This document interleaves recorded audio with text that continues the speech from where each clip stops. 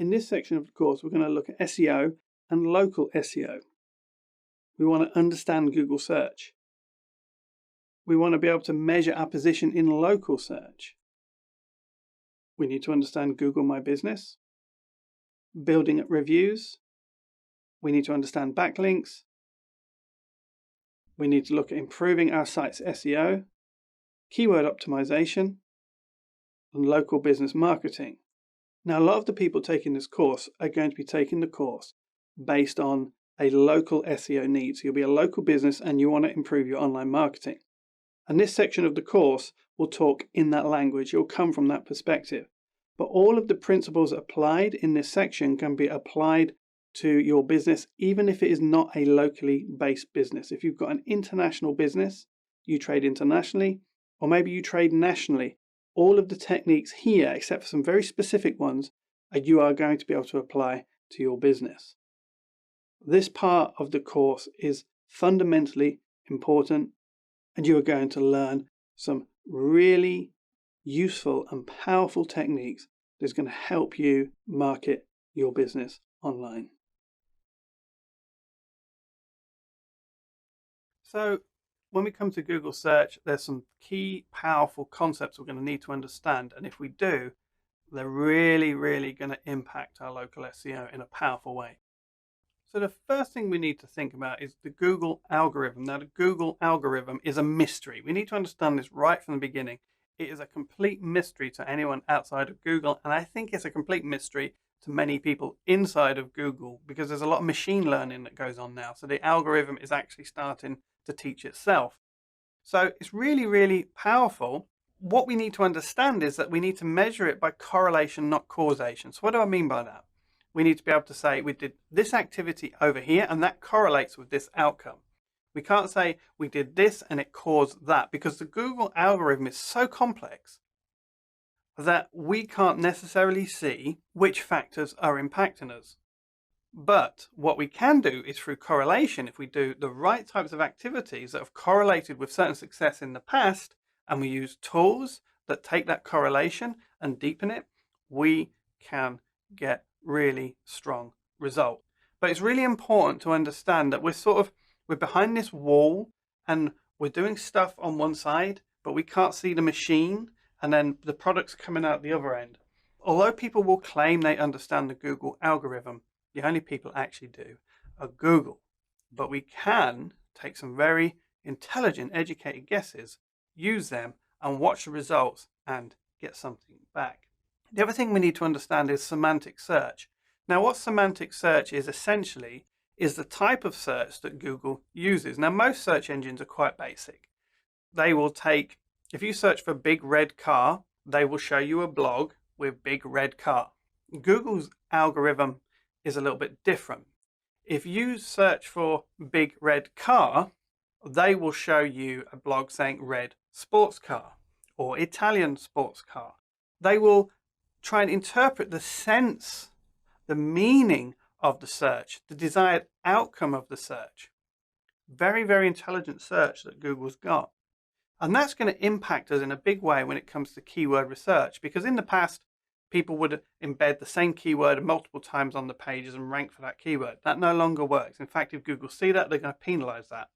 We will show you later on in the course how to manage that and how to do that correctly so you don't get penalized and actually get a strong benefit from semantic search. But the key thing we have to understand in all of this is that Google can sense the meaning of a search query and return a result based on that. So a good example of this might be someone searches places I can order a pizza from. And what Google will do will search for pizza delivery. It will understand the context and the meaning of the search and actually match that against a company that is competing for the term pizza company. As we go through, this will become a lot clearer. So don't worry if it doesn't sound too clear right now. It's a little bit confusing, but semantic search is all about meaning.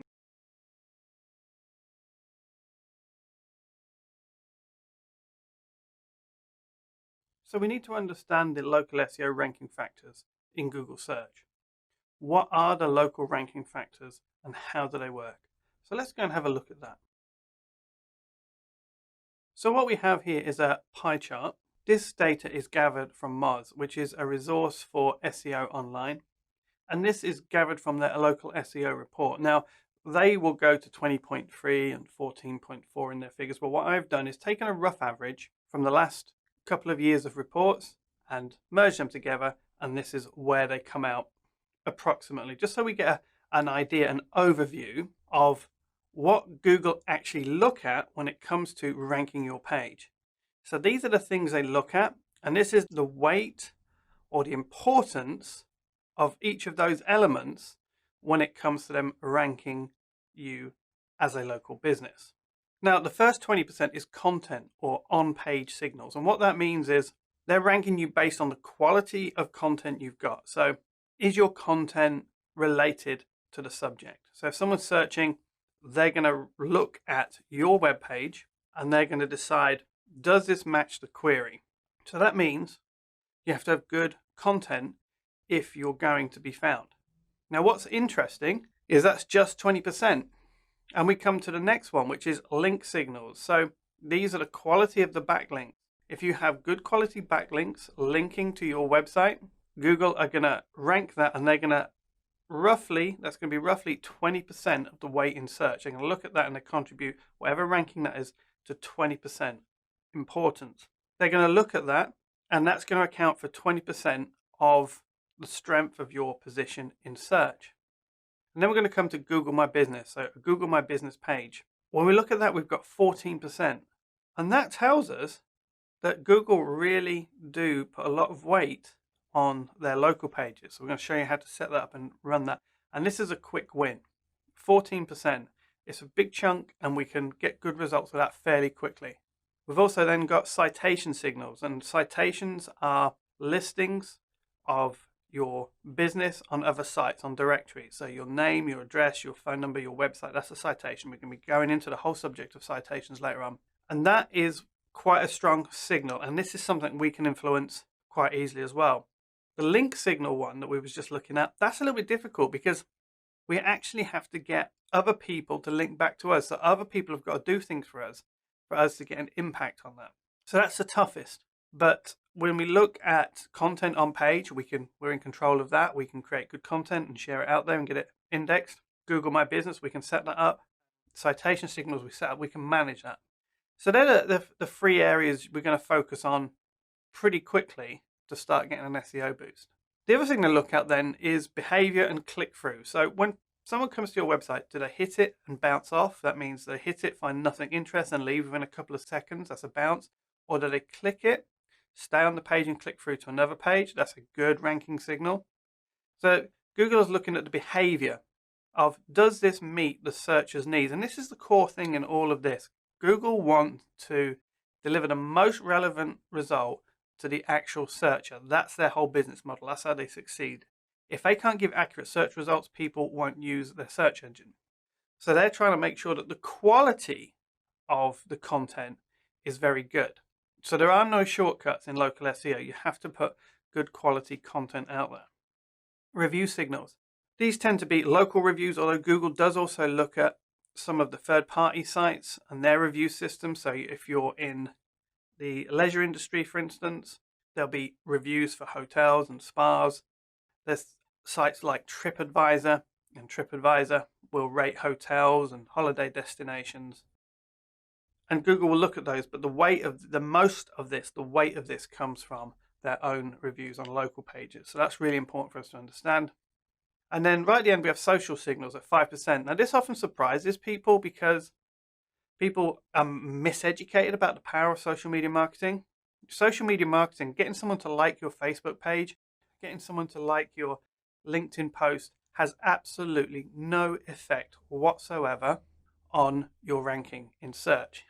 However, if you can get people from your social media to your page, they're going to start impacting your behavior and your click-through. And they're also going to start impacting your content on page. So they actually feed into that when used properly. But if you've been encouraged in the past just to do social media activity for the sake of social media activity, then I suggest you stop. But we can see here that we can use it and it is good, But this is also good in a sense that if you don't want to do social media marketing, there's 5%. Now, it's going to impact the content on page and the click-through behaviors if you don't, because you've got to get people on your site. But local SEO, at the beginning, the core things are to get the data out there so that Google can crawl them. And this is something really important to understand. Google have spiders that just go out and they crawl the internet and they create links and they find links. And all the time they're just checking the quality of those links. They're checking that the web, the World Wide Web, is working properly, that the content is correct. And when you begin to understand that there's this massive indexing process going on all the time, and you're being ranked in that indexing process, by making sure you comply with what Google want you to do, you can get good results. Now, the last part of the pie is 13%. This is miscellaneous. So this is like hundreds of different things you can do that have little or very little impact on your local SEO. Together they're 13%, but individually they're not really worth bothering with. So we don't mention them here. We want to concentrate on where all the gold is. Where can we work? Where can we dig up the gold? Where can we get the best results? So before we get going, we need to record the status of our local ranking. Now, if we have a brand new website, it's not going to have much ranking, but we need to still record. We need to have a benchmark. We need to have a place where we can measure everything from now on, and we can measure how that is actually going to work. So we're going to look at how to set up Google Analytics, how to check your domain authority, how to check your page authority, how to check your trust flow, and check your local ranking. And what we're going to do with all of these things is we need to create a simple spreadsheet. So I'd suggest you pause now, create a simple spreadsheet, and all you need on that spreadsheet is a column for Google Analytics, a column for domain authority, page authority, trust flow, and local ranking. You need to create a very simple spreadsheet with that data on at the beginning of your project, because we need to be able to measure everything we're doing. There's no point going through this course and not measuring, because sometimes when you're doing this type of work, it doesn't look like much is happening on the surface. But what we can actually do is start to track. Now, how often should we track? We want to track if you are working on behalf of a third-party client. So if you're a local marketing consultant, you're taking this course, you probably want to check once a week these statistics. And once you get into the flow, they're very quick. If it's your own business, just once a month, but do check it once a month. Make sure that your rankings are continually improving. We need to measure and we need to test so that we can improve. So let's set up our Google Analytics. Now, you might already have a Google Analytics account set up. If you're working on behalf of a company as a marketing agent, then you'll need to make sure you use their Google Analytics account. Now, you can use your own, but to be fair to the client, you should always set up their Google Analytics for them properly. Now, this isn't a course on how to use Google Analytics. Google Analytics is quite easy to set up, but it's different for every type of website that's out there. So there's no way we could cover this in the course. Now, once we've done that, we want to record our visitor stats in that spreadsheet. So the first record is, once we set up analytics, how many visits are we getting per month? Now, you might set it up and it might be 0 for the first month because you just set up analytics, but then the next month, you should start seeing your first month of figures, or if you're doing it weekly, your first week of figures. Now, for those that are taking this course because you want to deepen your marketing offerings to local business, remember that they need to see that you're actually doing the work. Now, most local marketing work is done on a retainer, so they will pay you a certain amount each month to manage their local SEO for them. That's typically how it works. So there'll be initial setup cost, how to get it running, and then there's going to be a monthly. So you're going to have to give them a report. And that's one thing we strongly recommend, is set it up, give them a report each month, let them see how it's going, and that will then ensure that they will see the value in keeping on investing in you and investing in the retainer. So we're going to record those visitor stats, and we've got our first statistic. I just want to show you quickly local page, how that's going to work. So here we are, we're logged in on Google, my local page, and this is an older business of mine. We're going to be using this as we go through in places. That business is slowly being wound down, so the SEO work on that isn't brilliant, but that's good to show you because we can then see what an average website will look like that hasn't had loads of SEO work done it. So it's a good example for us to use. We've got some insights here. So this is the insights for the last 30 days on our local page, and we'll also track our number of local reviews. And you can see we never did the work on the reviews we should. But this particular business does do quite well in search, so we're quite happy with where it is as a first page result.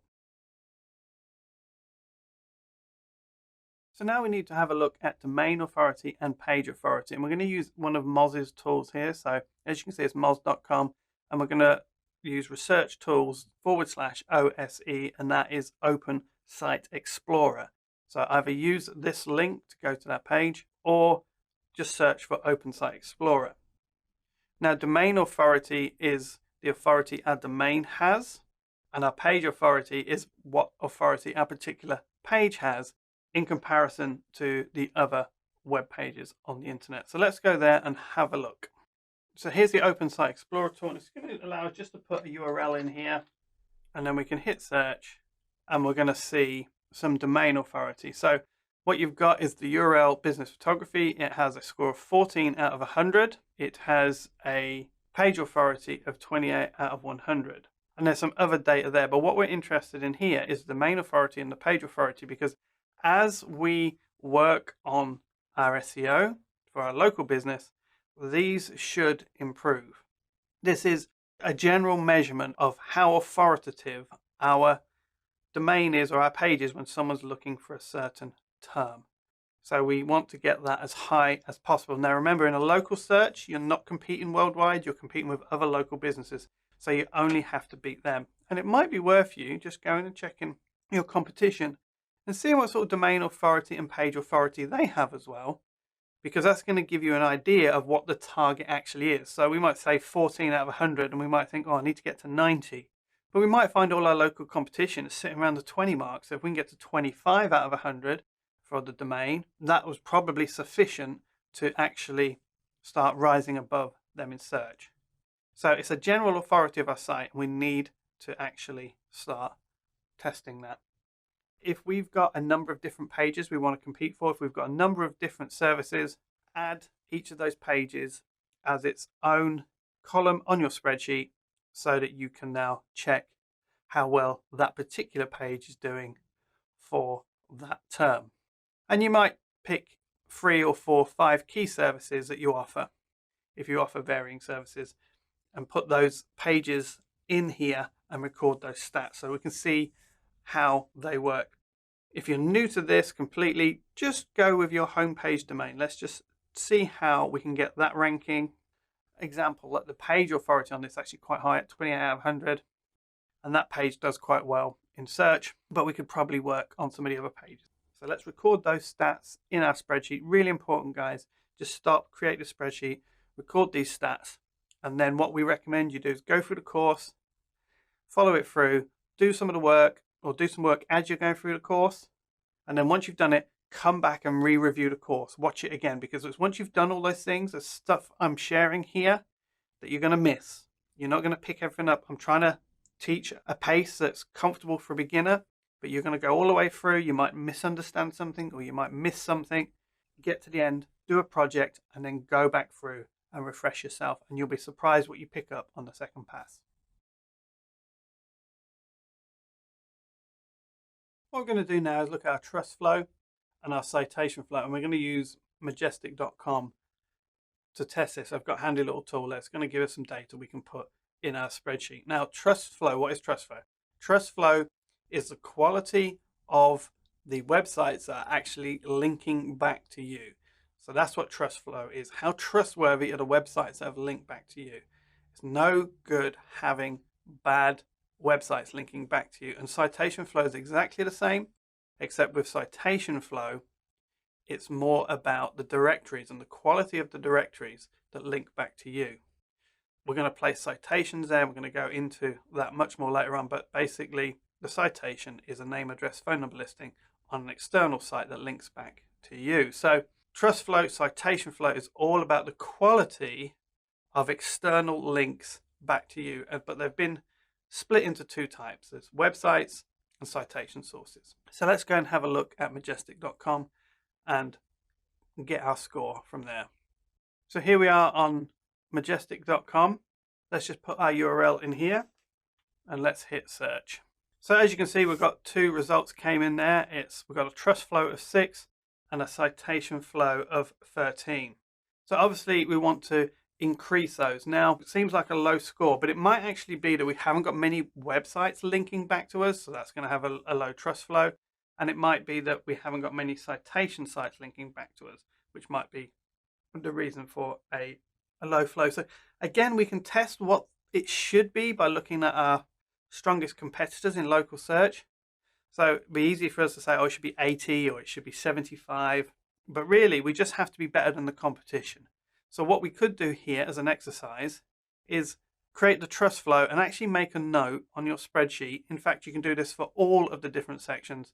Make a note of what the target you want to achieve is, because we can then come back and look at it and work on these if we don't get the results we want. Now we have to remember, as we're doing SEO work like this, that Google are going to index your page, and sometimes you're going to do changes and you won't see the results for maybe a few weeks if you've got a well-indexed site. If you've got a really bad indexed website, that can really hurt you as well. So whenever we're doing these changes, that's why it's good to check once a week, once a month, because sometimes it just takes a little while for Google to catch up with what you've done.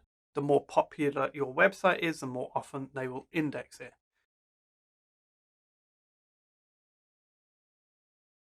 What we need to do now is we need to check our local rankings, how we perform in local search. And to do that, we're going to use a tool called GeoRanker. So this is a URL you're going to need to access this tool, www.georanker.com/local-ranker-checker. So pause the video, go there and follow along. So here we are in the local rank checker and tracker. So what we're going to do is put a URL in. We're going to put a keyword in here. Now, keyword doesn't mean a single word. It can mean a single word or a phrase that people typically search for. So someone might search because they want a commercial photographer, and that is a keyword. What we want to do is we want to get our top 5 keywords and repeat this process for each of these and make a column on our spreadsheet for each of those keywords so that we can see which keyword we're actually competing for and how well it's going to do over time. So what we would then do is we would come down, make sure we have local by city identified. We would put our country in there, and we want to change this to 1 city. So pick the area you serve. If it's a rural area, try county or anything like that. If you're in the US, this will take a zip code, but pick the geographical area you're targeting. Now, what we're going to add in here is Peterborough. Add that. And then we can click Create Report. And this is our report. So we can see that if someone searches for commercial photographer, my page is going to show, which you can see over here. Now, when we hover over the score of 6, we're position 6, page 1, which is good. So that's not a bad score, and it's showing me which page as well is competing for that. So I can make a note of that. And so you can see we're actually competing quite well. So here's another search we've done, portrait photography. And as you can see, when we check for our ranking on this, not found. So that's really interesting. For some reason, we are not ranking for portrait photography. So if that was something we wanted to cover in our business, we'd have to seriously work on that. So I just wanted to show you that a good result and a bad result doesn't necessarily mean your website's performing, because although you might be competing for one keyword, which is one of your services, there might be other things that you're not catching. So it's really important to figure out the 5 keywords you want to compete for. And we will be going through the keyword analysis and how to figure out your keywords later in the course. So just start with the 5 right now. Start with the ones you actually want to use that you think are the best. And later on, we can go back and we can qualify that at the end of the course, and you might come back and just adjust this a little bit later on. Google local search. We're going to need to understand a couple of things here. The local search results box, how maps search looks, and we need to understand some things about mobile search as well when it comes to understanding how Google local search is actually going to show results and how it's going to work. So let's go and have a look at that. So Google local search, what is the local search results box? We need to understand what that is. So let's go and have a look at how that actually appears in search so we know what that means. So what we've got here is we've got a local search. So we've searched for Chinese restaurant, Peterborough. Is by putting a location on there, Google sees a location and they will change this to a local search. If we remove Peterborough from there and we search, it is still showing as a local search, which is really, really interesting. The reason it's doing that is because Google are assuming that this is a local search. Now, sometimes what happens with people's browsers, they're logged in and the IP address is wrong. So that's the internet address, and then it shows the wrong result. So when we do a test, we always want to make sure we search with our location and we're going to get a local search. This is the local search results page. Now, you'll notice that we've got the map above. This is there sometimes, and we record this. Google are always changing and playing with this. This has changed so many times over the last few years. It's ridiculous. It used to show 7 businesses here, and now it shows 3, and then it gives more places here. So everything we're trying to do in this course is we're trying to get you into this box. We're trying to get you here. So when someone searches for your business in a local search, we want you to be number 1 here. Now, there's a lot of factors, and you might be competing against someone who's been doing really good SEO for a long time, and it's going to be really difficult to do. But what I want to show you is a little something here. This is the top organic result. Now, what do I mean by that? We've got an advert here. We've got a map. We've got the local maps search result box. Then we've got TripAdvisor, very large directory. Another TripAdvisor, and they're basically a directory stroke review site. And then the first organic result, the first normal website that appears is Shanghai Garden. Then we've got another directory. Then we've got another large directory. This is actually an ordering directory. So you Just Eat is a very large website where you can order something and they're going to deliver from different restaurants. And then the next one we've got here is East, which is a local restaurant. And then we've got Royal China down here. Now you notice top position number 1, top position number 1. Position number 2, not on this page. So one of the strongest factors is getting good organic ratings in the search, because Google are going to say, well, you're top here, so we're going to put you top here as well. So the map search is really, really difficult sometimes to get an impact in. It relies heavily on reviews and click-throughs. So the algorithm is really difficult to unlock. But one of the basic things is if we can get our business top here, nearly always, 99% of the time, we're going to get our business here as well. No guarantee, but I've seen this very strong correlation. So let's have a look at the maps search. So this is local search and navigation. So we was talking about the local search box here, but when we click on this, more places, we're going to go through to the map search, which is going to give us a map of all the local businesses that match that. And if we zoom in, sometimes in really competitive sectors, you'll see more businesses appear. As you can see, if you scroll out, you're going to see a few more. But in some searches, you're going to see that you'll see more and more business. And this is a good way of getting a sense of your local competition as well, guys, because you can see who you actually got to compete against. What we have over this side is listings. And again, we see Shanghai Garden, we see the top 3 results. Now, one of the really strong factors here is reviews. So as we scroll down, we're going to see lots of reviews. Now, what's interesting is this one here only has 1 review, but you'll notice the reviews aren't showing. Now, the score shows when you get 5 or more on average. So you need to get 5 reviews to get them to actually show in this search box. So you got 1, 1, and those 2 are getting ranking. That may be that Google is just giving new businesses a chance, because it's been very difficult in the past to get up in local search. The historical leader tends to be the dominant one. But we can get around that if we can improve our organic search. So as we come down, we're going to see lots of reviews. Jimmy's Restaurant 68, but they're 3.7. So he's been demoted a little bit there because of the low quality reviews. And we'll be going into showing you how to create a review strategy later on. So as you come down, you're going to see we've got quite a few. Now it's a little bit anomalous because, for instance, this one, Royal China, here has got 15 and it's 4.4. So it's got good ratings and it's below other ones.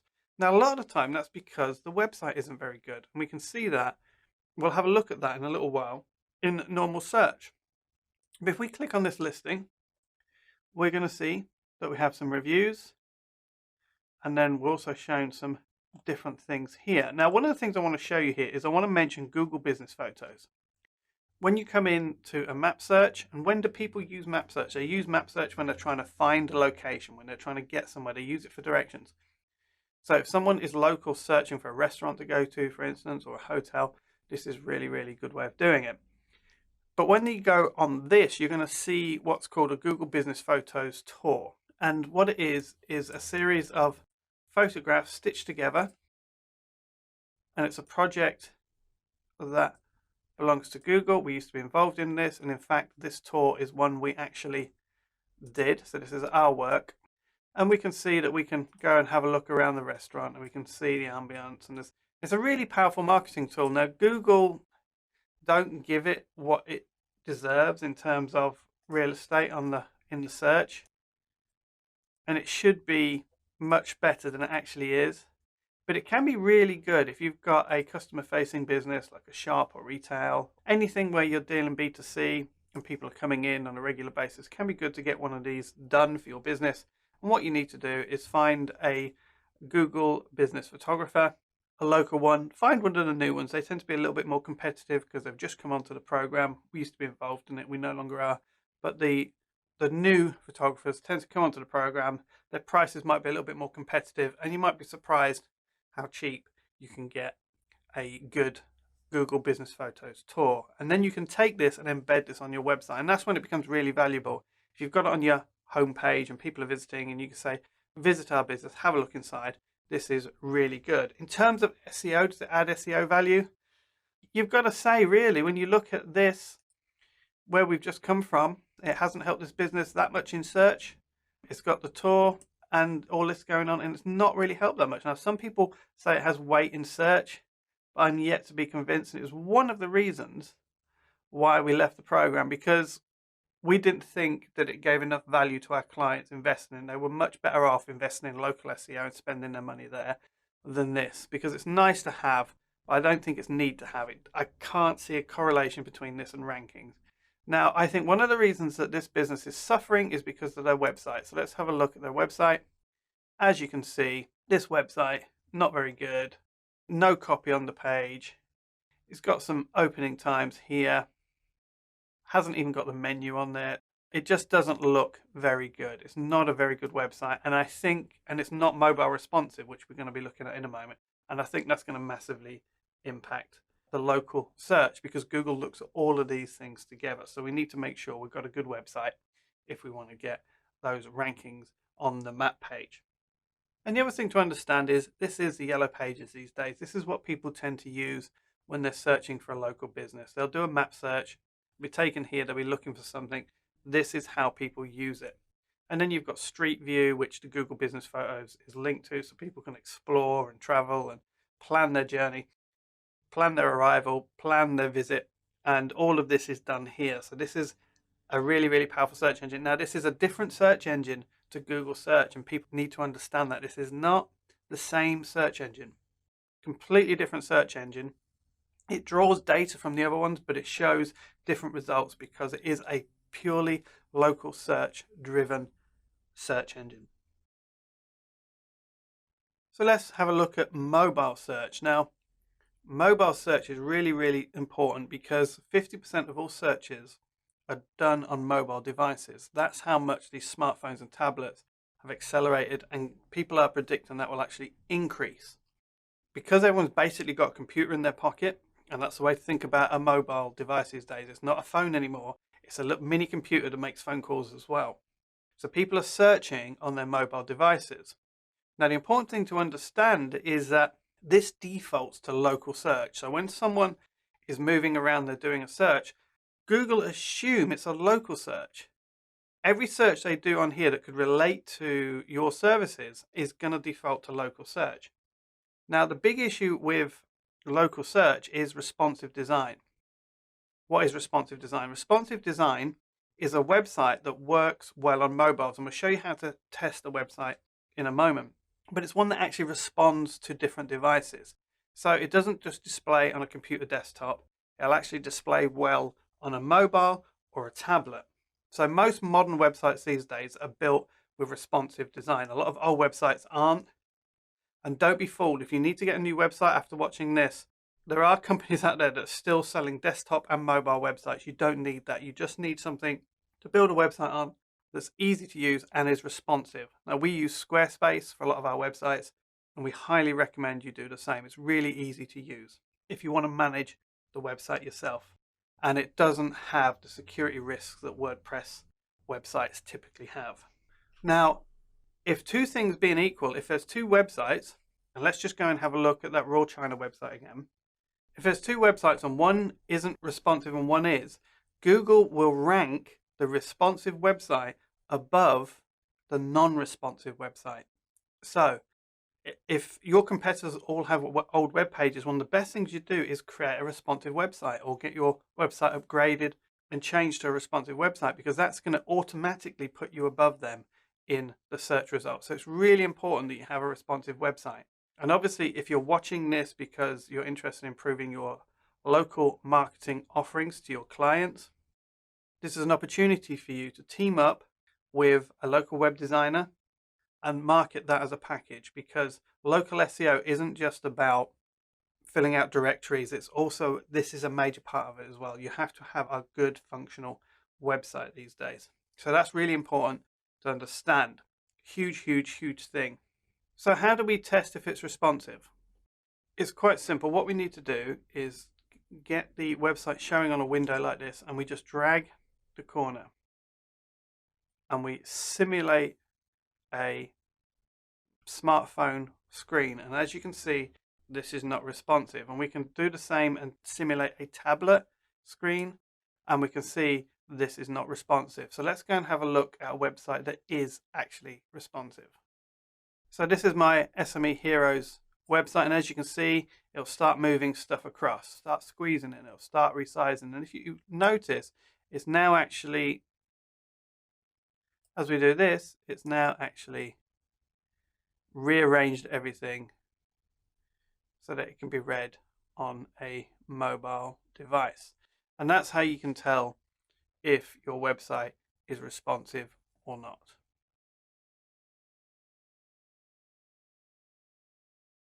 Google My Business page. Now, this is the most important thing we can do when it comes to our local SEO. It accounts for 13%, but it also helps Google index all the other activity we're going to do. So when we set up our Google My Business page, and we also set up our web page, and Google see they're linked, we're going to get much better results from our directory listings, because Google's going to be able to connect the dots much easier. So we're going to set up a new page. We're going to show you how to fill out the data, some things to be aware of. We're also going to look at category selection, and we're also going to look at NAP page linking and explain what that means. So let's go and have a look at all this stuff. So here we are. We're on our main account, so on our main Gmail account, which you can see up here. I'm logged in on my main account, which I want to set a page up on.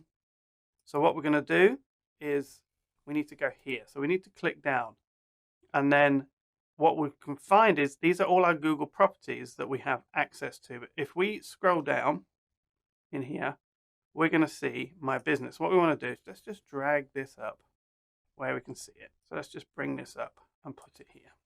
So now we've done that, we can click on this, and it's going to take us through to Google My Business, where we can set up pages, as you can see. Click on that, and what we're going to do is we're going to set up a new page. Now, the first thing it's going to do is ask us to identify the business. So we need to put a business name in here. Just fill out this form. So we want to make sure that we put all the right information down here. So we've entered all our data. What's really important to understand now, this becomes the basis of our NAP data. So this is our name, address, phone number, which we're going to use in all our citations, which we're going to put on our NAP page on our website. The NAP data is really, really important, that everywhere we have our name, address, phone number, it's identical, even to a comma, even to a dash. We want to make sure, however we enter it here, we enter it the same everywhere else. Now, sometimes you're going to come across some directories that give some variations, and they won't allow you to do it the same way, exactly the same way. But most of the time you can. You must make this identical wherever you put it. I can't overstate this enough, because Google will look at a directory or a citation listing. They'll look at your NAP data, and if they match, they go, oh, this is the same business, and you've just created that really important citation link. Has to be identical though, because if they see something slightly different, a different phone number, they're going to assume there's something wrong there. It's incomplete, it's not correct. So it's one of those jobs where you've got to be really, really precise. Now, really important, when you do a local business, I deliver goods and services to my customers. You want to tick that if you do deliveries, or if you're service-based and you actually go to the client's property or your mobile in some way. So we click continue here. So it's going to ask us to specify now how far. Now you have to decide now how far you want to compete, how far you're willing to travel, in terms of if you're a pizza delivery company, for instance, and you deliver pizzas in the evening, you're not going to want to put 50 kilometers down because you don't deliver that far. But if you're a plumbing service or you're an electrician, you need to decide how far. So in this instance, we're a pizza company, so we're going to deliver within a 5 kilometer radius. So we filled out all the information as we've gone down. Now we just want to select a category. At the beginning, it only allows you to select one category. So we're going to enter one category, but we'll be able to add more later. So in this instance, we're going to select pizza delivery. So now it's going to set up the business. Now this business hasn't gone live because it hasn't been verified. We're not going to verify this because it's a dummy listing, just to show you how to actually do it. So we're going to verify later. So now we need to go in and fill this out. Once you've filled it out, once you're happy, then verify. So let's just go through and look at what is actually on the page and what we need to update. We need to put a business logo in here, business photos here. What I suggest you do is take the time to get some photos up on this, because the more data you put into your page, the better it's going to look in search, and also the more Google's going to appreciate it. So get a local photographer in, get some nice pictures done, get them put on the page, or if you're working on behalf of a company, ask them if they have any stock images of their business you can use. And if you're a small business, have a look around, find a local photographer, and I would recommend that you get a photographer and get these pictures done properly.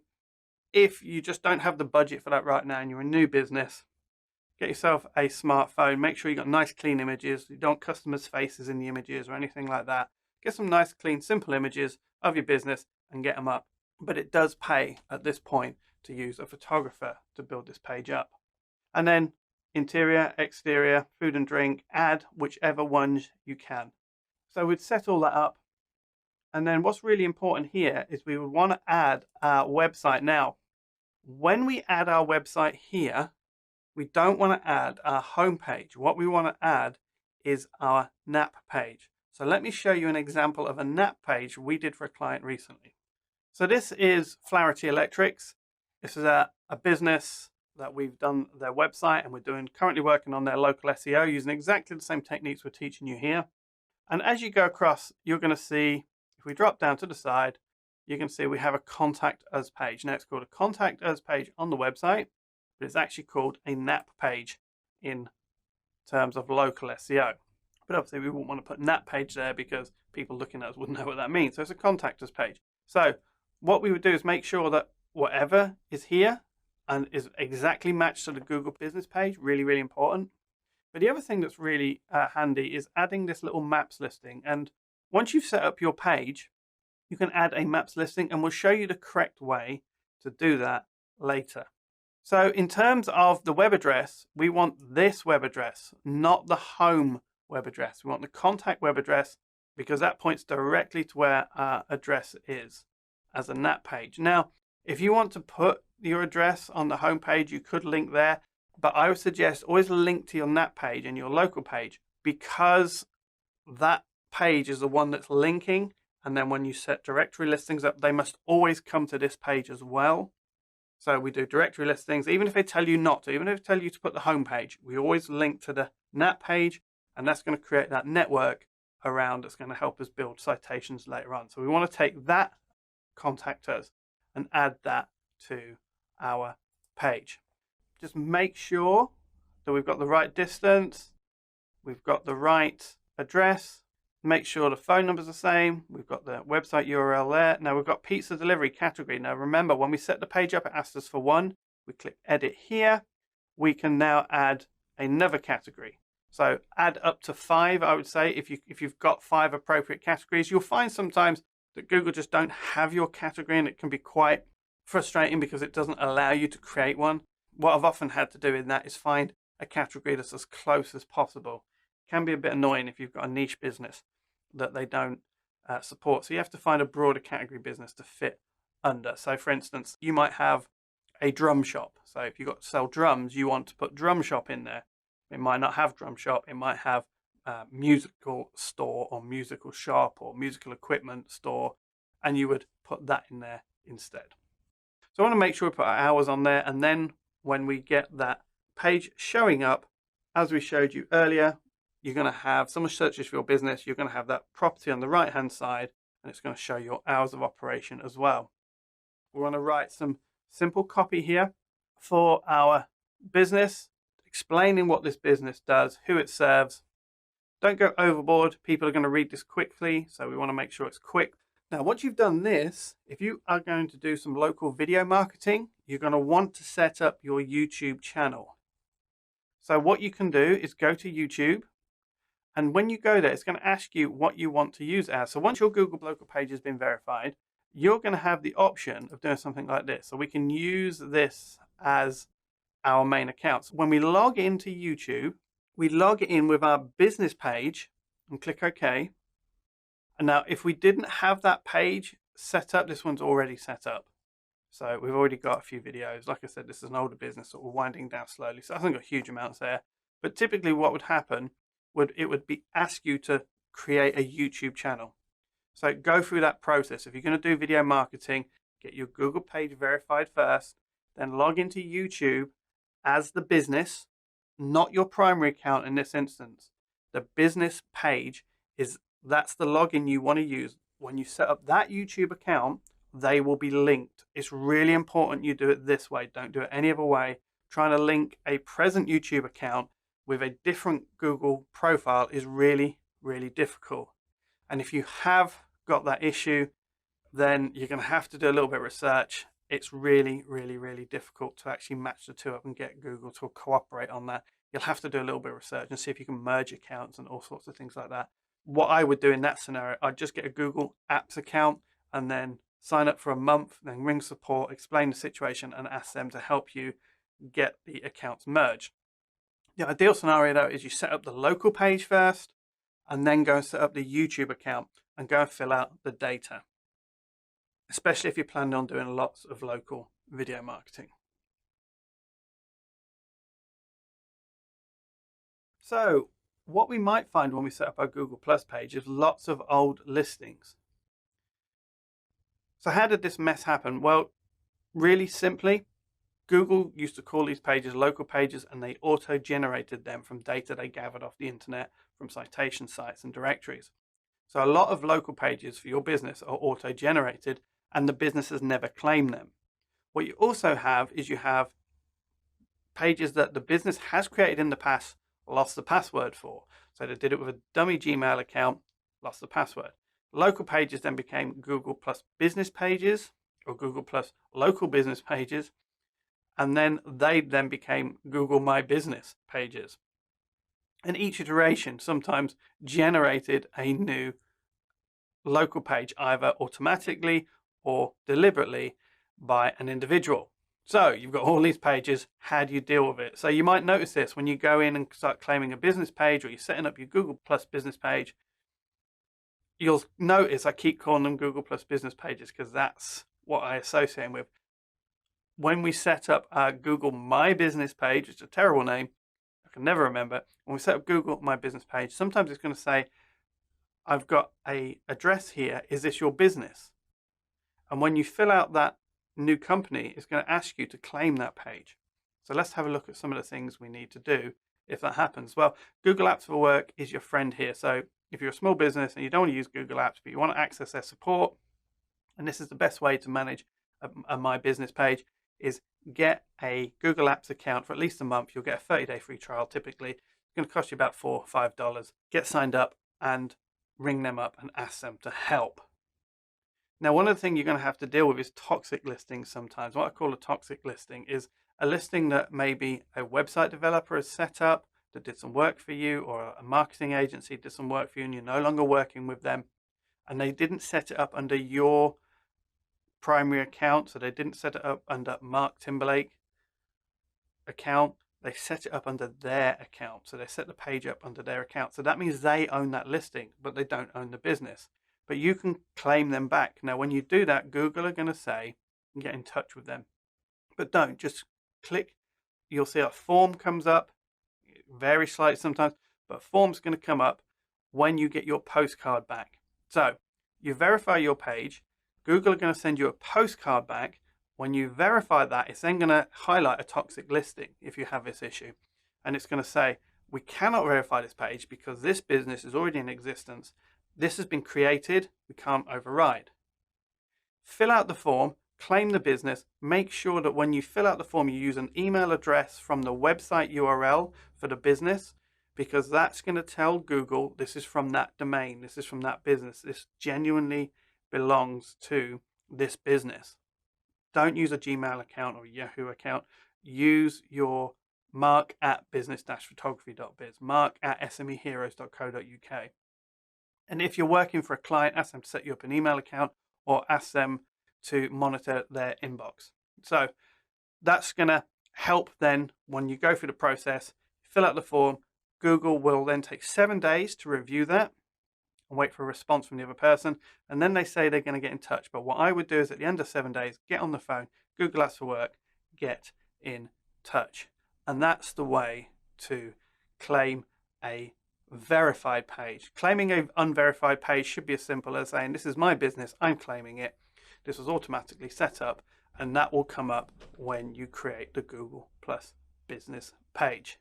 But it's really, really important to clean up old listings. And the other thing you want to look for is listings at your address that are no longer there. So if you're a new business, go and search the address. Check that address, see what businesses are listed there, and then go into them and request a takedown. You can do it online, but again, I would just go on Google Apps for Work. I would call them. I would say, look, these listings are here. Please shut them down. This business is no longer here. So that's the way to manage old listings. And this can be very messy and slow the whole process down. So set the Google My Business page up, sort all this out, clean up all the old listings before you move on to anything else. And it's worth remembering that time scale if you're doing work on behalf of a client. Google's slow, nothing you can do about it. You have to go through their system. They've got so many businesses online, they just don't speed it up. So bear that in mind, especially if a business comes to you and you're doing that on their behalf. And if you're a local business doing it for yourself, get this sorted. Don't bother going into doing all the other stuff just yet. Carry on watching the course.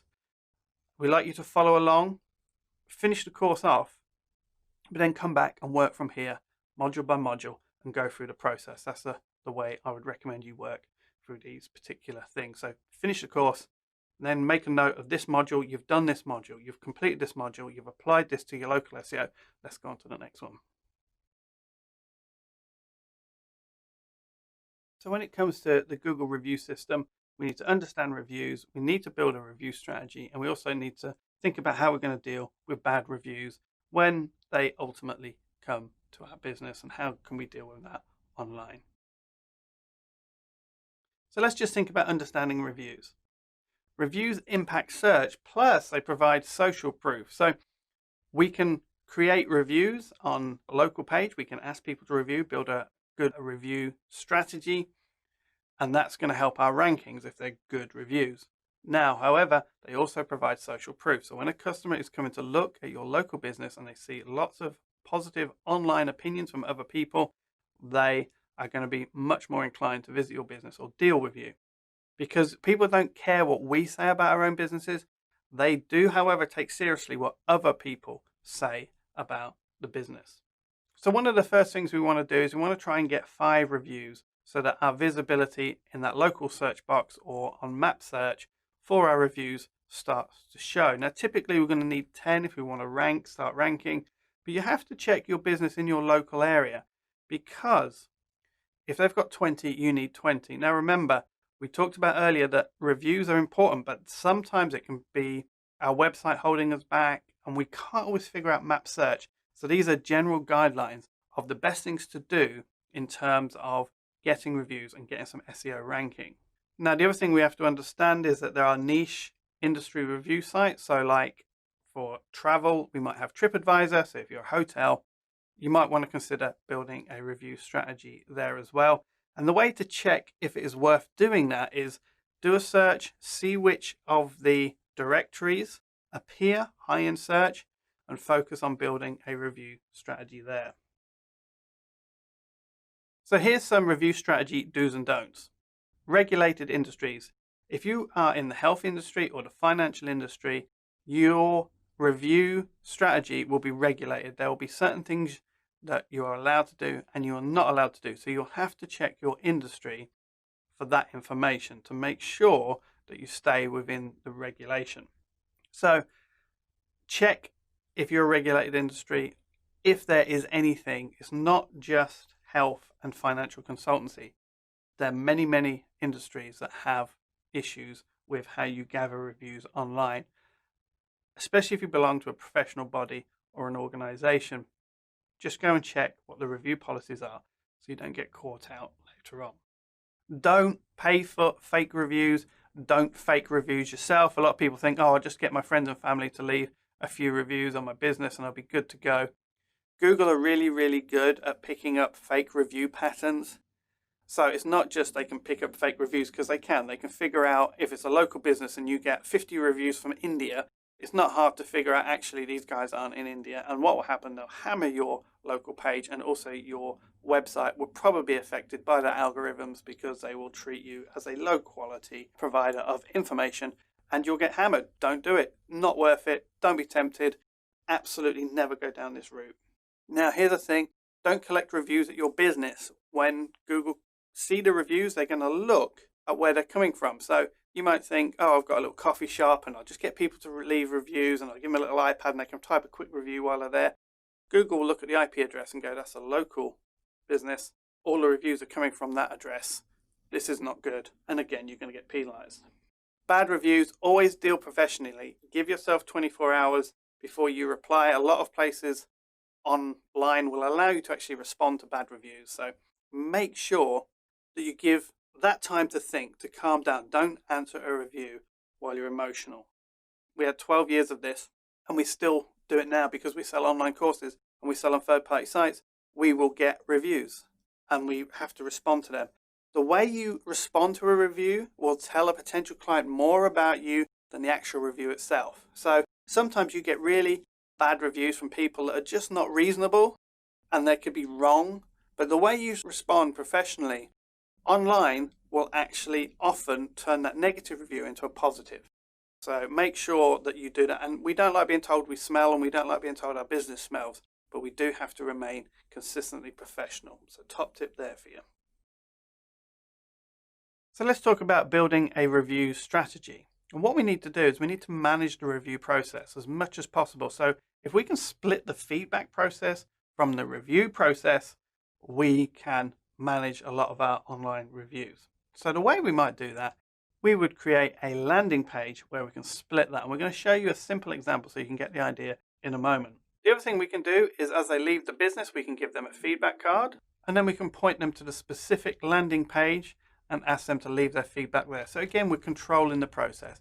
If somebody leaves your business and you give them that, can you leave some feedback? Especially if you're B2C, very powerful, great way of doing it. And even if you're B2B, it's really good for helping people to feel like they can actually comment on your business. So let's go and have a look at how we might do that. Now, set up a real simple one here. You might want to put a bit more copy and text in there so that people are very clear, but this is more for you than actually for me. I don't use this myself because this is not a local business. I just want to show you how you do this. It's really simple. So they land on your page. Thank you for your custom. Obviously, we might have some images, a little bit more text, but what was it? Okay, so we're going to put, it was a good experience. Now, what would often happen is you would make this one more prominent than this one. But with the Squarespace platform, the same size buttons, you can't vary the color. So I can't show you that here in that sense. I could have created some custom buttons, but I just wanted to create something Simple for you.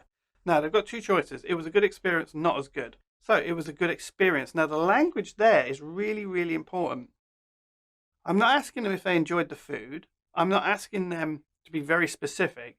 I'm asking them if they enjoyed the general experience. And if they did, they're going to click this. And then they're going to come through. Have you got time to leave a review? Leave your review. And I'm going to take them through to my maps page where they can actually leave a review. And as you can see, they've come through. This is a dummy listing I've set up. So you can see, and then they can write a review here. And you might have to explain that on the text. It might not hurt even to just do a little screen share video where we show them how to leave a review, because Google don't make it easy to find the place where you can actually leave a review. Now, if they are not happy, then we can take them to not as good as expected. Now we can actually start managing the customer relation issues that might have developed. So name, first name, email address, subject, some information. So when did you engage with our service? Please tell us what we can improve. I would like to speak. Click that, leave your phone number so we can give you a call. Now you can actually start managing the bad customer experience. And then once they're happy, you can then point them back and say, would you mind leaving a review? So we're just trying to manage the process. We're just trying to split the process so that if they're happy, they can go straight to a review page. If they're unhappy, they can go to a customer feedback form. And now we can do our customer management. And now we can take them through a customer service process. So let's understand citations. What are citations? Citations are essentially directory listings that you place in directories. Now, the reason they're called citations is because that's the US term for directory listing, and that seems to have stuck and held with local SEO. So they're always called citations. But what they essentially are is a listing of your business, name, address, phone number, and we always make sure we duplicate that content to our NAT page. So we've mentioned this before, so we have a NAT page, and then whenever we fill out a citation and we enter our name, address, phone number, website, we match what's on our website perfectly. We always duplicate. So let's just have a quick look, because there's another little tip I want to show you as well that we didn't mention earlier. So here's a name, address, phone number. So it's a NAP page we've got on business photography and videography. So we've got our telephone number, our mobile, our email, and our address here. Now what we need to make sure is it matches. Now I wanted to show you this because I want to show you when it isn't matching correctly. So we can see here we've embedded a map, and I'll show you how to do that in a moment, where to get the right embed from, because it's the right way and the wrong way to create an embedded map, and it does actually give you a citation source when you do this. So we want to make sure we actually put this in on our NAP page whenever possible. But you can see the address here is Business Photography and Videography, 47 Bonus Way, Peterborough. But on the website it says 47 Bonus Way, Gunthorpe, which is an area, and then Peterborough, and then Cambridgeshire, and then our postcode. So in this instance, these are not matching. So what we need to do is make sure that our Google Plus page, however we've set that up, is actually matched here. So we'd have to go and change that and match that back. The other thing I wanted to show you here is a lot of times when people can add a map like this, you can get a lot of benefit if you do it the right way, but a lot of people do it the wrong way. You don't just want to take your address in map search and add that here. You actually want to go into the page itself and add it as the local page. So what we want to do here is we want to click through, and we actually want to find the maps result. So if we go into maps now, just click here, and this is going to take us through, and we see that we've found our page itself. Now what we'd have to do is go into maps and actually find this listing, and then when we've done that, we can access this page and actually share it. So let's just share. Let's take embed map, and we're going to take the HTML from this, and we're going to put that HTML on our NAP page. What we would not do is just do a map search for our address and then take this as an embed. We have to make sure that we actually share the actual page listing itself, we can take that, we can then embed that on our website, and that's going to give us a little SEO boost, and it's also going to create a link between our maps page and our NAP page, which is really important. So I hope you can see there, although that might not look like a mistake, when you actually check the maps result address, you're going to see that that was indeed wrong. And the other thing I want to remind you of is that when you link to this page, always make sure you link to the NAP page, might be contact, about, whichever. Make sure you link to that and not the home page, so that all the citation listings point back and match this. So they have this web address, this page. Really, really, really important. So let's look at managing your citations. Now you're going to need to check your citation accuracy. That's going to be a key thing, and we'll show you how to do that in a moment. But what you're going to have to be prepared to do is clean up inaccurate citations. And now this is where a bulk of the work is when you set up a local SEO for the first time. So when you create that local SEO strategy and you're building up your citations and you're linking back to your NAP page, you're going to find inaccurate citations. Now that can be a little bit challenging because you need to have them closed down. Oftentimes you have to speak up and ring. And there are actually a few businesses out there that are very dishonest about their citations. So what they'll do, they'll create a citation, or they'll have citations, and they're inaccurate. So then you want to go and clean that up, and they will try to charge you for deleting it or cleaning it up. And what they'll do a 7-day delay, or you can have it done straight away. These are scam merchants. Don't get involved with them. Insist on that, and you may even have to threaten a report to Google if you think they're actually carrying this scam out, and that will usually bring them into light. Now the other thing we have to remember is when we create a new citation strategy and we're starting to build it, a lot of them are actually really particular about who they put on their list. So the decent ones will say to you, your website content is too thin. And what that means is you haven't got enough content. So make sure that when you submit that your website's finished. Don't try and submit a partially done website. Make sure the website's finished, all the copies in place, all the website's finished, and then put it into the directories. Because what will happen is you will apply and they'll refuse, and then you have to resubmit, or you might be blocked from then on in. So make sure your website's in the right place. Now, one of the things we're going to have to make sure we do is as we create these, we're going to have to let our client know, if we're working on behalf of a client, that they're going to be getting contacted from these directories, which are going to claim they're the best thing since sliced bread for SEO. All of them are going to claim this and try and sell them something, some type of premium listing. And they're going to try and claim they're going to give you traffic and all the rest of it. So you have to let your client know and give them a script where they just simply say, yeah, I'm sorry, I don't deal with the local SEO. I actually subcontract that out. I can give you their number and you can get in touch with them. Make sure that all the communication, especially if you're managing it on behalf of a client, comes through you. Now, the other thing you're going to need to do is make sure that as you sign up, you untick email boxes, especially if you're signing up using an email address from a client. So you don't want them to be getting loads of spam in future. So make sure you untick all of those.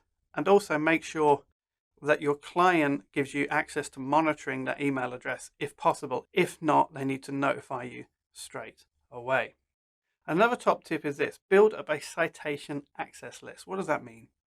That means of every place where you create a directory, you need to make a note of the address and the details, the name and the password, the login name and the password you've used for that directory. Because what will happen is you'll change your phone number or something else will change in the business, or you might move the business and you won't remember where you've put all these citations, and you're going to have to go back and do it the hard way. Whereas if you keep a spreadsheet with all this information on, you're good to go. Now, how many citations are you going to need? You probably want to start with a minimum of aiming for 20 top citations when you're building up your citations. But then over time, keep adding, keep looking, keep coming back, keep trying to find new directories. And we're going to go into some of the citation building strategies as we go through this course. But make sure that you've got the minimum 20 to start with. So lots of top tips there. And let's go and have a look now at checking our citation accuracy. So what are the tools we can use for checking whether our citations are accurate? And what do we mean by that? The address and the information on the citation on the directory listing is the same as on that page. So one of the best tools we can use is moz.com/local. Another one is yext.com, although I've heard these used to practice some pretty naughty tactics where you'd sign up with them, you'd pay for it, and then if you stop paying, they would delete your directory listings. I don't know if they're still doing that, but I've read that, so be careful if you use those. Now, the other one you can use is Nap Hunter in the Chrome store, which is a Chrome extension which you use on your browser as a piece of software, and that is a great place to go and check your citations. Now, MozLocal is going to give you the top level sites, and that's great, but you're going to need to make sure that it's accurate in your country as well. So you might need, if you're in a different country besides sort of the UK or the US, and you're using this, just go and see what sort of results it's going to give you. Now, you also have WhiteSpark and BrightLocal, and these are paid. Now, I'd suggest you have a look at investing one of these if you are a marketing agency learning local SEO, because they're going to have a lot of automation and features and finding things that are really going to help you. You might even consider as well just signing up and using them if you're setting up your own page. See if you can get a 30-day trial and do most of the work, or just sign up for a couple of months, because they're going to have some tools and functionality that's really going to help you speed the process up, but you don't have to use them. If you just follow this course, this will enable you to do all the work. They've just got some clever little bits of software that's going to help you. So here we are. We're going to just enter our business and our postcode here, and let's just see what we get. So let's just see what happens when we search for that. And MozLocal now is going to actually make this work. So we're checking our citation accuracy. We're using moz.com local. So it's asking which one of these we want to use. Well, this is us, so we want to make sure we use that. It's done a search, it's found our thing now, and now it's going to check for citation accuracy. It's a really important process we want to go for. So we've got some complete, some incomplete, some inconsistent, and some duplicates. So this is a great way for you to actually go now and start checking your citation accuracy. So we really, really want to use this. And then each one of these is, when you hover over, is going to give you a warning that you can go and check. So it's saying duplicate, incomplete. So it's given us a warning that it thinks the Facebook is incomplete, that there's some data missing from that one. And we can then go along and see that we don't have anything on this one being incomplete. So we haven't listed anything there. Central index, incomplete, inconsistent, and we can start to see. So, and then we can go in and see where they are and actually then track down like Thompson Local and go and start filling those out. And it's going to say little things like you can add some more photos. Now this is really important. If you want a quality listing, it does pay to actually go in and add some images when they offer it. So it's usually good to have some stock images that you've maybe used on the website of the business that you've got saved, and then you can go in and add those to each of those uploaders. And it doesn't hurt to tag that with some keywords when you add them to a directory. So rename your image in relation to your listing. Won't hurt to do that. I'm not promising it's going to give you any SEO benefit. So for instance, if I put an image up and said commercial photography in that directory, I would be linking for that keyword term, which we're going to be explaining later on that directory. So make sure you pop across to MozLocal to check your citation accuracies. So here's the Chrome extension Nap Hunter, name, address, phone number hunter. So if you're on Chrome, just add this to Chrome, and then you'll be able to use this to track down lots of citations and check their accuracy. So it's a great little tool if you're going to be doing a lot of this and you want to just add that to Chrome. So when we're building our citations, we'll start with the citation tools. As we've expressed, they tend to pick the top level citation sources, so start with those first. For example, MozLocal, which we recommended in the last slide. So Data entry can be a lot of work, so you might want to consider hiring a virtual assistant on freelancer.com or another one of these websites where you can hire a virtual assistant, and then you can give them a spreadsheet of sites that they can go in and update for you. Now, one of the things we want to do is, if it's a lot of work, we might want to consider using roboform.com for data entry. So that's going to help us if we just go there, a little bit of software, get the software, and then what that's going to allow us to do is put our NAP data in, and as we go in, it's a bit like the Google tool for filling out auto forms, but that's going to really speed the process up. So we want to piggyback competitors to find the less obvious citation sources, and the way we do that is by putting this search into Google. So literally as it is here, SME Heroes and PE4, and then the dash site and web address. Now, if you do that search, what's going to happen is you're going to be shown all the places where that's linked to. So you can take a competitor, put this search in, and they will then show all the reference sites to that. So you can then go through and see where they're actually getting their citations from. So that's really powerful. So we'll have a look at that in a second. But before we do, just want to make a quick note. Only build citations on good quality sites. What do I mean by that? Citations on bad sites need to be avoided. If we get a citation from a bad site, that can actually lower our citation ranking. And if you remember, we use www.majestic.com to check our trust flow and citation flow. So we'd go there and check a citation, a directory list. And if we're a little bit unsure, see whether we want to actually place our citations on there. Don't rush out there and just place citations on anywhere that will give you a listing. You actually want to go and create that information, those citations, on good quality sites only. So let's just show you how that search might work. So here's our search term. We're saying look for SME Heroes, which is a company name, and PE47NG, which is the postcode, or what is known in the US as a zip code. And then we were saying any site that refers to this site that contains this information, please show us those sites. So if we hit search on that, what we're now going to do is we're going to see that Free Index is listing as LinkedIn. We're going to talk about LinkedIn and this social media sites later on for backlinks. We've got a link here, website design, graphic design, and we can see that if I was a competitor and I wanted to compete with this locally, then I would be thinking, I need to get myself on this marketing agency in Peterborough. Obviously, I'll do my due diligence and make sure they're a good site by checking their citation flow and their trust flow, but we would then be looking to get a listing on there, and we would keep going on like bark. They're getting some rankings, starting to compete, independent. You can start seeing, and then you can compare and think, oh, I haven't got that one. Touch local, I haven't got that one. And hopefully you can see how this is built up, because now you're actually starting to find the places that's backlinked. So find a competitor that's doing well in local search and go and duplicate their citations. Top tip there. That will really, really, really boost your local SEO. So let's look at backlinking. What is backlinking? Well, backlinking is where someone links back to your website. So they put a link on their website to your website.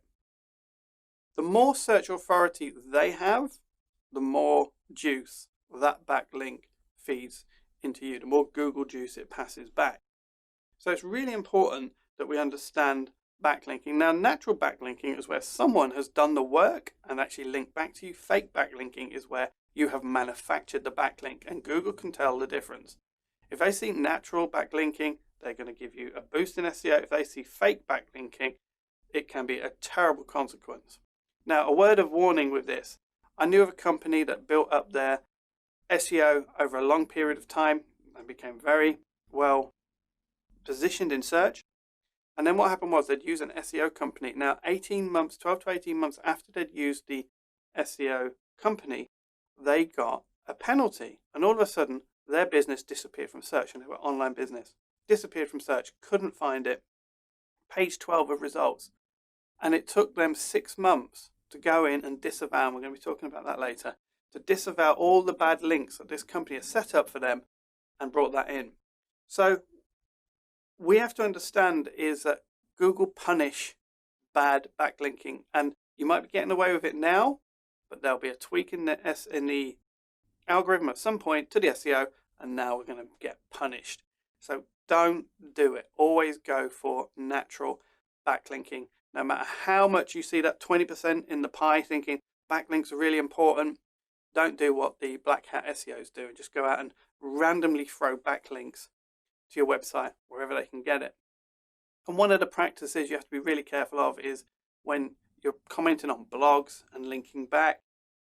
If you're going to do that, make sure that the comment actually has something of value in that blog. You're commenting on something, and then you can share the backlink back, and it's done in a polite way. And often what is best is to actually ask the blog owner for permission to actually link back. So you can send them a quick thing, say, I want to leave a comment.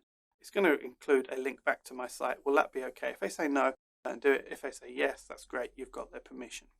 Because a lot of people think backlinking is basically going and commenting on blogs. It's a little bit more than that, but if you want to do that, make sure you get permission from the blog owner most of the time. Really, really important.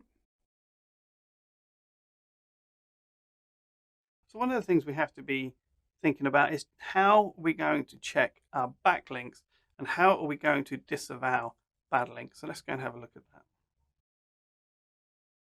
So we're going to use Open Site Explorer again. We came across it earlier. And when it comes to disavowing bad links, I'll show you the actual link itself. But the way to find it is actually just do a search for disavow bad links and then find the Google support information there. But let's just first check our existing backlinks. Let's use OSE to do that. So here we are on Moz Open Explorer. We've put our URL in and we're going to do a search.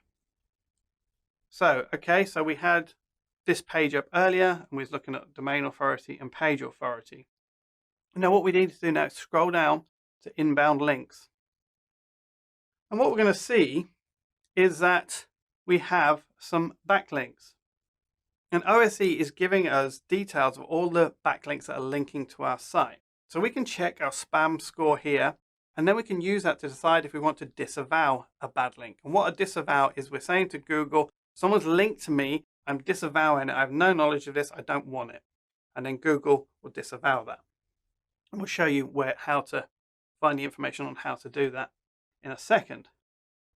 So we can come here, check our spam score, and we can also then drop down and we've got a spam analysis page where it gives a link if you want to go in and have a little bit more information on what has happened. So this is where we would find if anyone was doing sort of black hat SEO, dark SEO and targeting client's website. So you might get a client saying, I've disappeared in search, I'm not sure why. You come in here and you could start to see what was going on. Now, so we've got a lot of links here, but we've got this funny little thing that says no follow. And what no follow is basically is someone has given us a link to our landing page, but they said no follow. So they're saying, I don't want any Google juice to pass from my page to this page.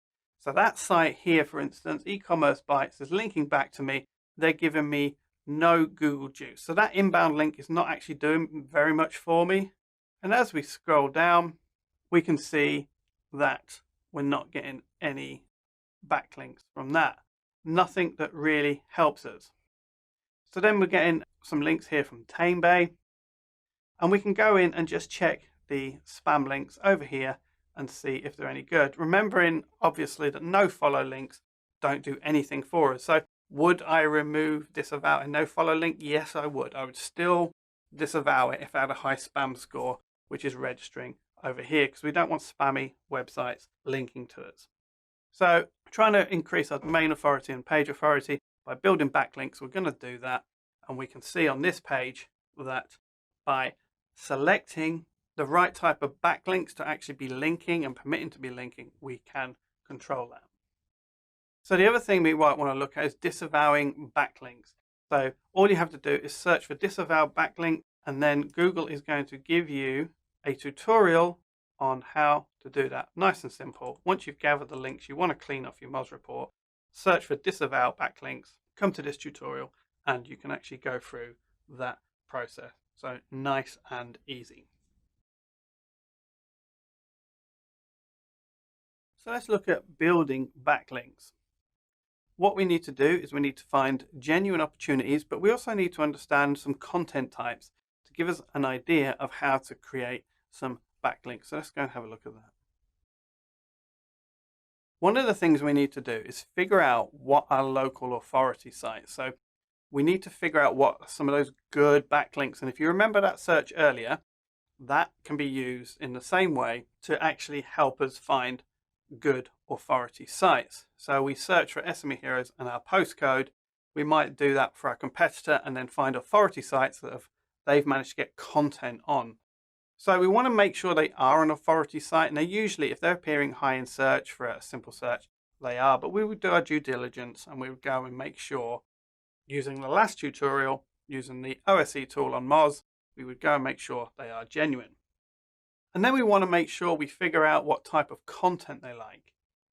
So submit content they need. Don't submit content you think they need, but actually have a look at what types of content they do publish. We also have to make sure they don't use no-follow HTML tags when they link back to us. So we can use Open Site Explorer again to check that. We can put a web page in there where we know there's a link, and then we can check, did they put a no-follow on that? And if they do use no-follow, you can always request that you want to submit some content, but you do want them to remove the no-follow. Is that possible before you submit content? So we want to make sure we've got these genuine links. And sometimes you just need to build a relationship with the person who runs the site. So you need to reach out, you need to give them a reason. And when we're sharing our content, these are some of the things we might consider sharing. So if we've got a local newspaper website, a press release, or a news site, a press release is a great way of getting a backlink. Now we could create local resource guides. And if they're really useful, we might have a local council website that are willing to share them. Or we might have a local hotel, for instance, if we have top tips for visiting the area and seeing tourist attractions. The other thing we can look at is we can create interest content. So we can create content that people in our local area are going to actually find interesting. So for instance, in my area, we have a truck fest every year. And that's a festival where truck drivers come and share their customized trucks, and they come from all over Europe, even some from America, and they share it at the East of England showground. So if I wanted to create some backlinks for that event, I would be creating some interest content, for instance. And don't always think you just have to create backlinks from local sites. You can create it from international sites, but it is better if we can get them from local sites. If we can get backlinks of any type, so we could create a top 10 trucks at the show, we could actually then email a few people, contact people out there that are actually sharing this type of content and say, look, hey, I've got a great article here. Would you be interested in? You can also share educational content. So if it educates someone, that's something people will often share. So if it's the local DIY store and you're a painter and decorator and they've got a website where they share decorating tips, you might want to submit some educational content.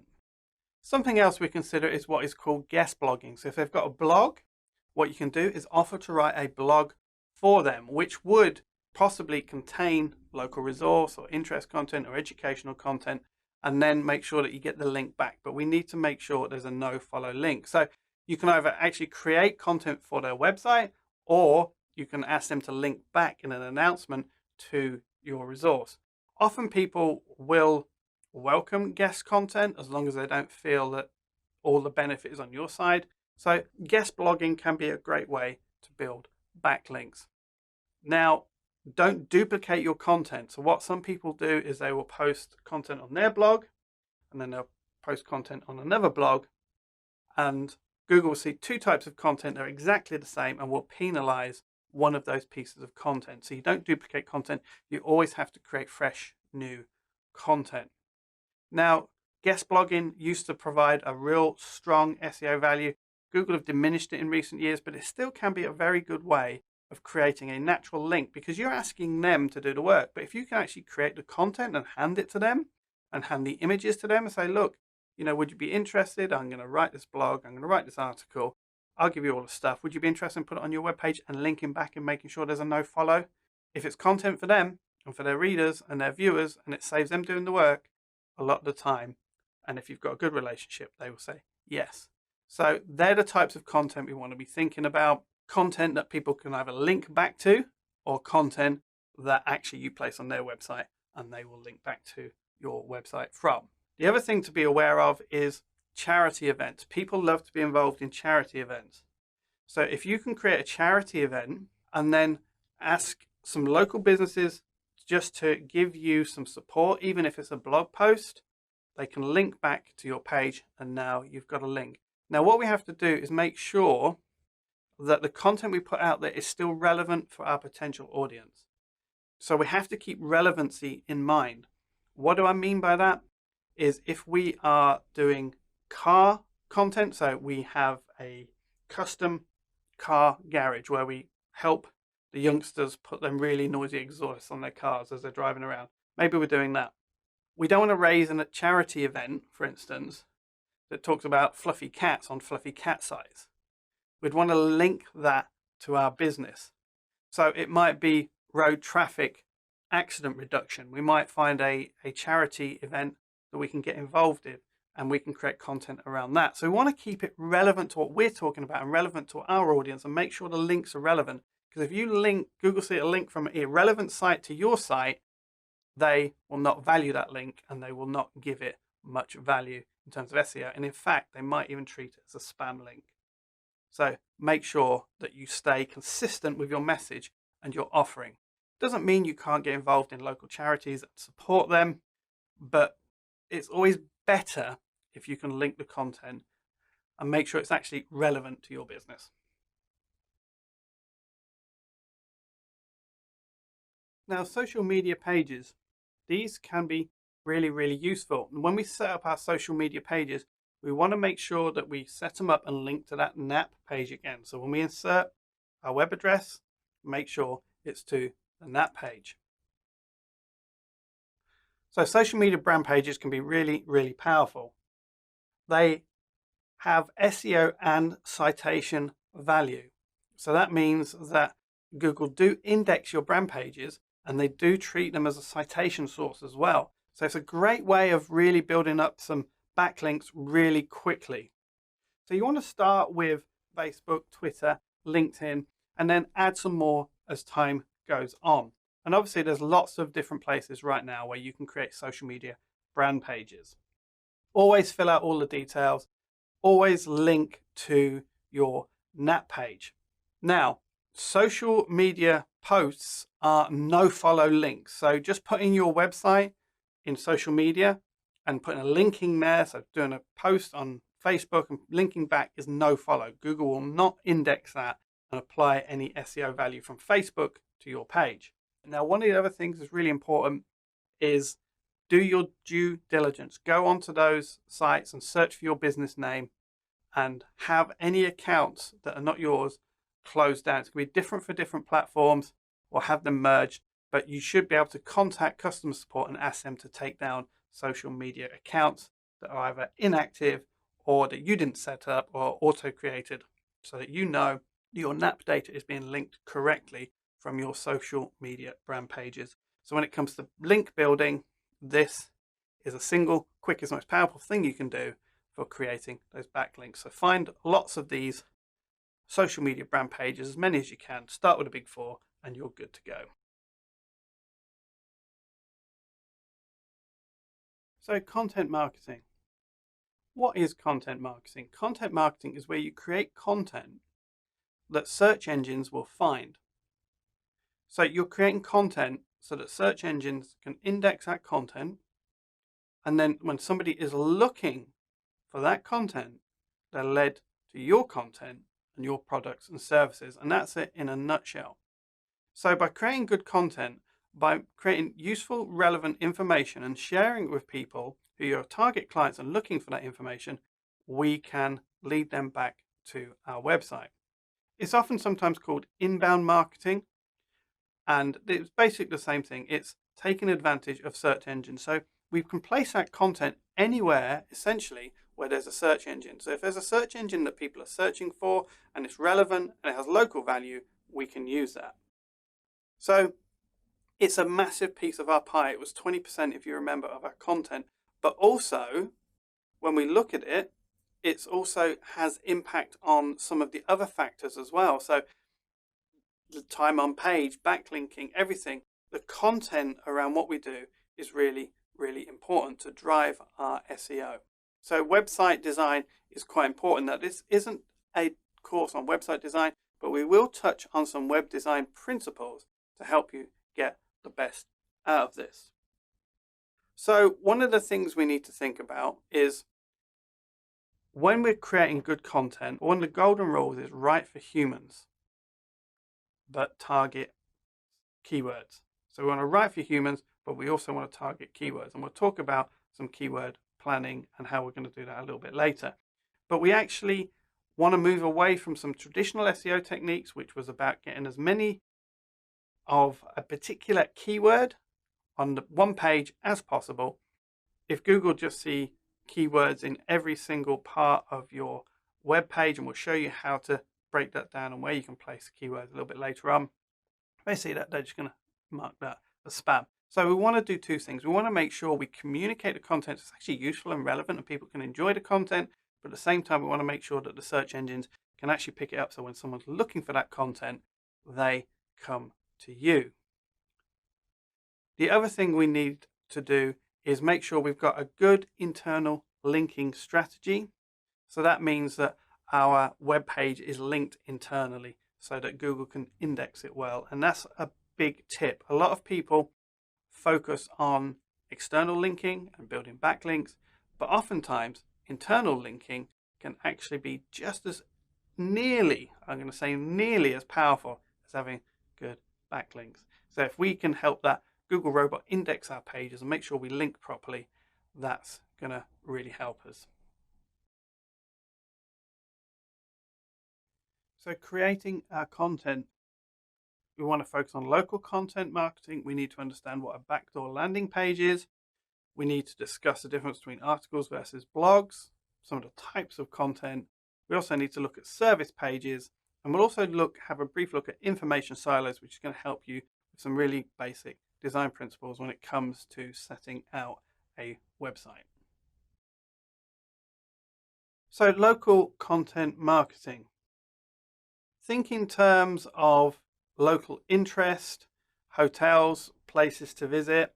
Think in terms of resources for your target audience, maybe top places to eat. Think in terms of generating traffic to your site from local people. So that might be events. Think in terms of broader interest content that draws a wider than local audience, but will still bring the local audience as well. So we can do press releases, local resource guides. We've mentioned these before, interest content, educational content. Each time we must think about its local relevance. So an easy one for local interest is we might have a restaurant that's just launched. Well, we want to release that as a press release. We might have local resource guides. So there might be places to visit if we're a B&B. We want to use that. Or, for instance, we might be a local arts and crafts store, and we know there's beautiful locations where people can paint. Interest content, it might be how to do certain arts and crafts items. Educational content, the same again. It's how do we educate someone to do something. I saw a really good example of this recently. It was a local park, and so it's a local park which people visit. And how do they do some educational content? It's actually going to get some backlinks. Well, what they did was they arranged a day and event, and in that day and event there was local butterfly spotting. So they would take the children around and teach them to identify the local butterflies during that particular time of the season. They then shared that as an event, and then the local newspaper would pick that up. They would link to that, and you start getting a lot of different places linking to that, maybe some school websites, and all of a sudden that becomes really interesting. So that was an event, but then what they can also do is take some of that information and just create an educational page about it. So we just want to create content that our target audience is going to actually be interested in. So backdoor landing pages, something we need to understand. Your home page is not a landing page. Now it can be. I use mine in that aspect from SME Heroes, but oftentimes it's not. People don't create a landing page, it's usually telling something about the business or linking to services or anything. Backdoor landing pages are where you write interesting, relevant articles or blogs and link to them. So what happens is when people come to your website, it's not the home page they land on a lot of the time. It's the page you've shared out on social media. It's the page you've linked to. It's the page you've wrote a guest blog about and linked someone back to an even deeper resource. Backdoor landing pages are the backdoors that people actually come onto your website from. And setting up good backdoor landing page strategy is really useful because if you've got your Google Analytics set up, you can try a campaign, try sharing on social media a particular article, see how many bits of traffic you get back onto that landing page. It's a real good way of testing the efficiency of your articles. So for example, you create that page on butterfly spotting. Someone then comes in, Google Analytics picks it up, see they've landed on that page. You've got 120 visitors. You know that that type of content generated. Another week you did a how to spot different varieties of grass in the countryside, and 3 people came through. You know where your content is going. But backdoor landing pages are really powerful because they give us different entrances into the website. So if we can create interest or educate, we can get people on there. And the home page is typically not your landing page.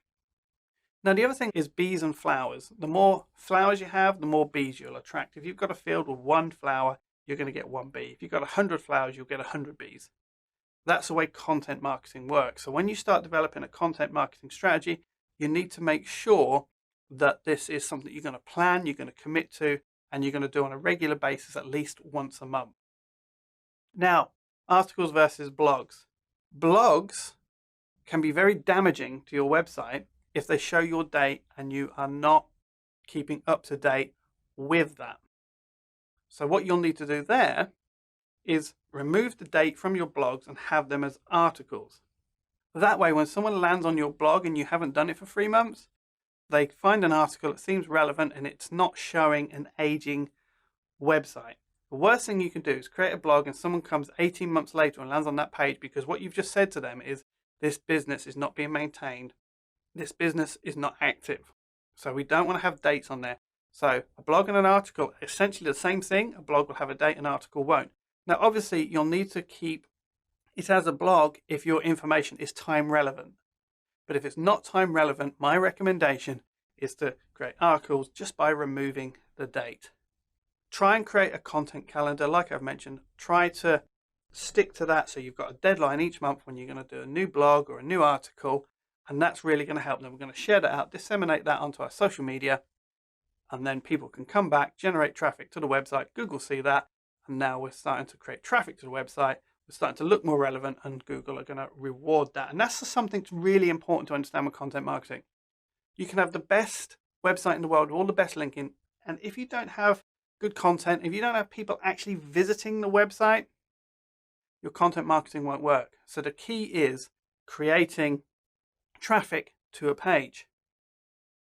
Now, the other thing we need to think about are service pages. So we want to split our services up on our website. Let me just show you what I mean by that. So here's a sample website that we've created with a very simple homepage. Now, when you click on each of these services, this is an electrician. So when it's an electrician, you don't think there's that many services you can actually split. So how do we do it in this instance? Well, what we did was residential interior, residential exterior, commercial, and emergency services. So as you click on each of these pages, you can see we've got pages relevant to that particular type of business. Now, the page our client had before, and it was a page, actually it was 3 pages, terrible website. So it wasn't really competing as a service page. So we want to compete for residential interior and all the others. And if we click our link here, we're going to see our navigation is the same here. So got commercial electrician, emergency electrician. I hope you see the point. You've got to split your services up to the target audience. Someone who's looking for emergency electrician is different to someone who's looking for someone to install a ceiling fan or some air conditioning. And that way you're going to match more search queries. And we'll look at some of the keyword strategies a little bit later, and we'll go back to that page and have a look at that when we're doing the keyword section. Now, one of the things people do is they create location pages. So they will create they might serve a number of areas locally, and they'll create a location page for, say, individual towns, so that when people are searching for electrician Northampton, they get that there. Now, if you notice, when we did this one, we're very clear that Flaherty Electrics serves the Tri-County, which is Delaware, Montgomery, Chester. So we're making sure that we've got some location information actually on the page. Now, in the footer, we actually do have NAP data. So we have to be very consistent with that, with the phone number. So each page has NAP data on it. If you're doing a location-based site, though, and you want to share different locations which you service to, you might be spread out over a number of cities, for instance, and have chains in each. If you're going to do that and you want to get the local SEO, you have to remove that footer. So you don't want conflicting information on the page. Don't create duplicate thin content. So don't create 10 pages and then just change the address of each one of those pages. Google hate that and will penalize you for it. So when we're creating those location specific service pages, we have to be really careful. We're not spamming. We're not creating content that Google can actually penalize. Then we also need to look at keyword competitiveness, and we're going to do a lot more of that when we come to the keyword section. But we want to make sure we're actually targeting the keywords that actually relate to all our services as much as possible. But like I said, we will discuss that in another lecture. Now, when you're setting up your website, one of the things you want to be thinking about is information silos. Google loves this stuff. So if you've got a commercial photography page, and then underneath you've got portrait photography, product photography, and architectural photography, Google like you to structure your page like that, and it's called building information silos.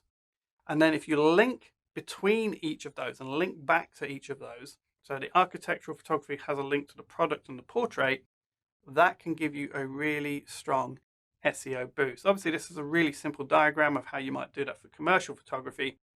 And obviously you can extrapolate that to your own website and your own subject. But the principle is this. So you might even put another layer under there. So you might do portrait photography. So you might do wedding portraits. You might do corporate portraits, and so on and so on. But you just want to make sure you keep linking back with some internal linking. Maybe a small index somewhere on the page where people can click, or a sidebar they can click and navigate back, or maybe just some simple in-content hyperlinks which says, oh, if you haven't seen my page on wedding photography, go there. So make sure you build these information silos where you've got a heading and then subcategory pages, rather than just having loads of subcategories, because what will happen is that internal linking will lift up the commercial photography page and give that an SEO advantage.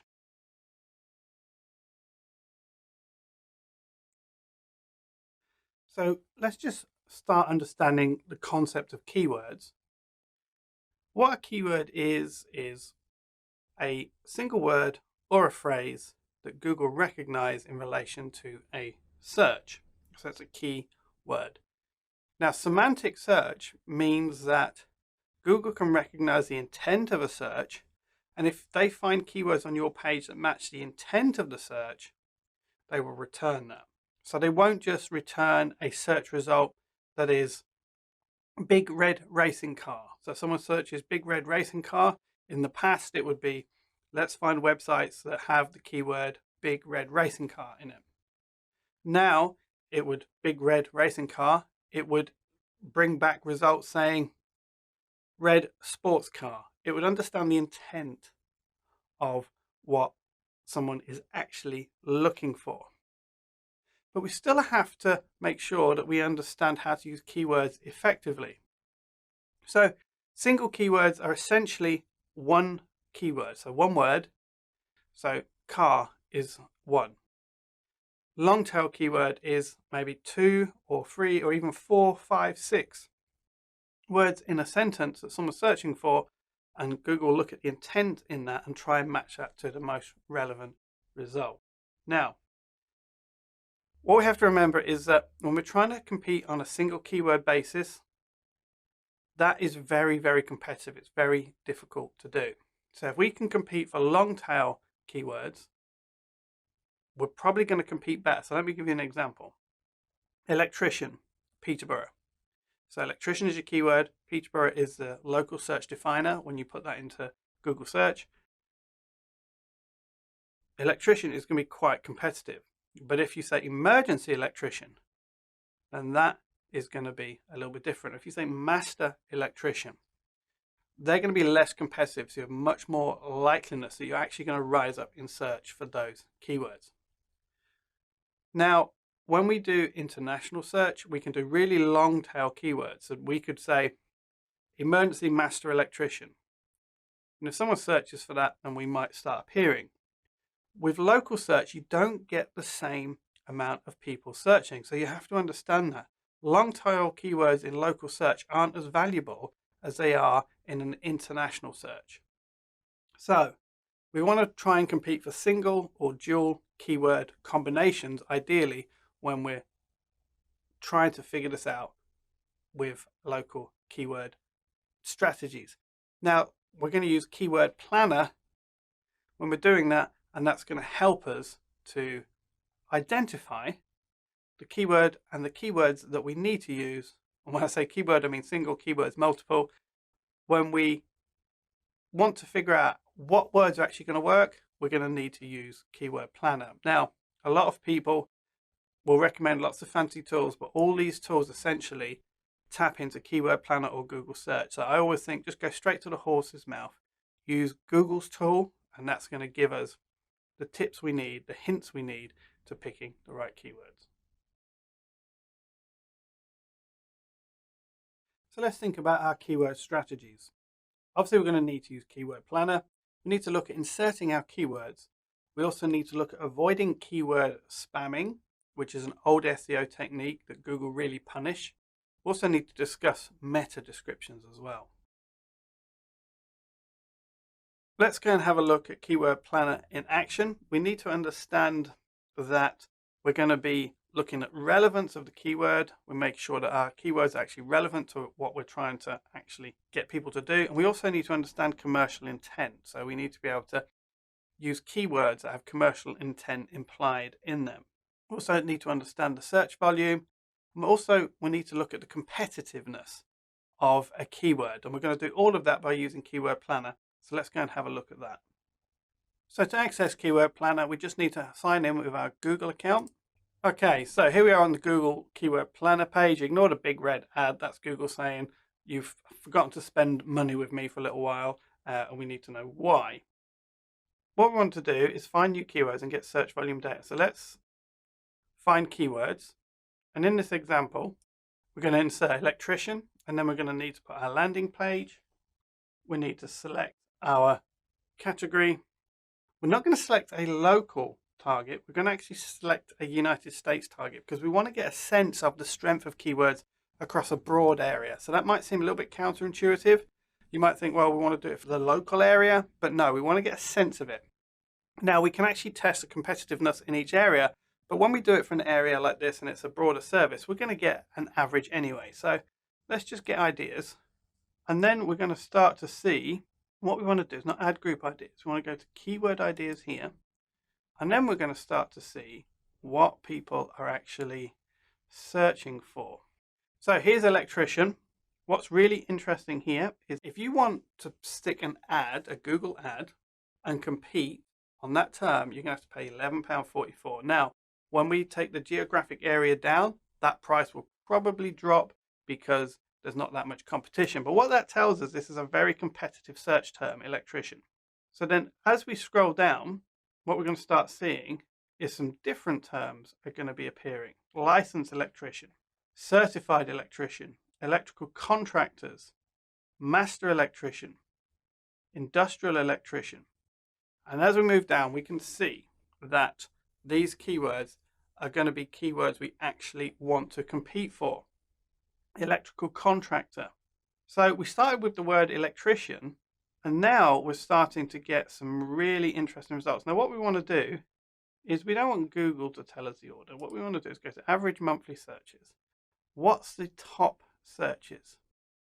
Okay, electrician 60,000. As we can see as we scroll down, local electricians, and that's a great keyword because local electrician, would you think to search for that? Probably not. But when someone searches, they're searching for a local electrician. What that means is they are expressing something we called earlier commercial intent. So when they say they want a local electrician, they're telling us that they've looked on Google, they're getting lots of electricians not even in their area, and now they're looking for a local electrician. They're ready to buy. They're very specific about what they want. And that's called commercial intent.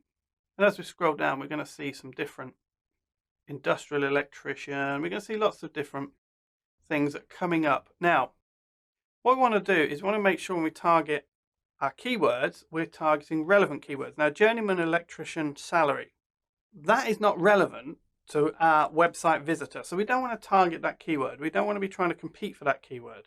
We want to make sure that we're competing for the right audience.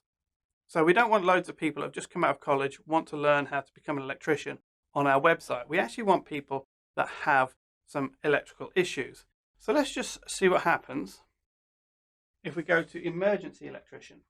We scroll down and we can start to see that emergency electrician gets 1,300 average monthly searches, medium competitive, £10.09. Now, I want you to see the prices here, actually. I want you to think about this, because the basic essence of this course is that we want to do this organically. We don't have to be paying these exorbitant prices for our search. That's for a click. That's not for a client. That's just someone clicking through and seeing our website offering.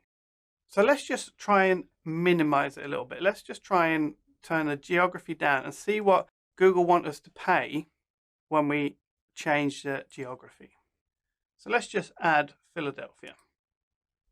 Now you can see even adding that hasn't really helped us, because the reason why is we've got our landing page up here. So although we've searched for a global search here, because we had our website, it's assuming a local search, and that's very interesting. So we can see that these prices now are actually for local searches, and that can get very expensive if you start to think about it. But this gives us some really interesting data to actually use. But by looking at what people are willing to pay, we can see the competitiveness of the targeting. So let's just try now a little bit deeper. So are we getting any searches for emergency electrician Philadelphia? And we can see, look, we're getting 20 hits a month. Google suggesting we pay £20 to compete for that. Now what we can do is we can actually search and play with this a little while, and after a little while we'll start finding some phrases that people are not competing for. In something as competitive as the electrician market, that's going to be difficult, so that's why we need to build the organic rating. But that tells us some really interesting information about how much people are willing to pay. But I just think Google AdWords is absolutely exorbitant at the moment, the prices they're charging. And that's why a lot of people are starting to use Facebook ads. But the problem with Facebook ads is they're not good for local search. Nobody uses Facebook to search locally. So we really need to concentrate on the organic side of this and get our website up in the rankings. So we want to insert our keywords.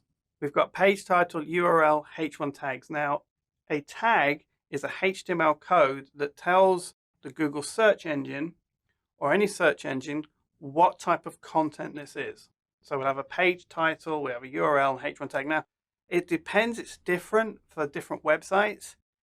H1 tags are pretty standard, but if you're using a CMS or a content management system like we do with Squarespace, you don't often get front-end access to the HTML.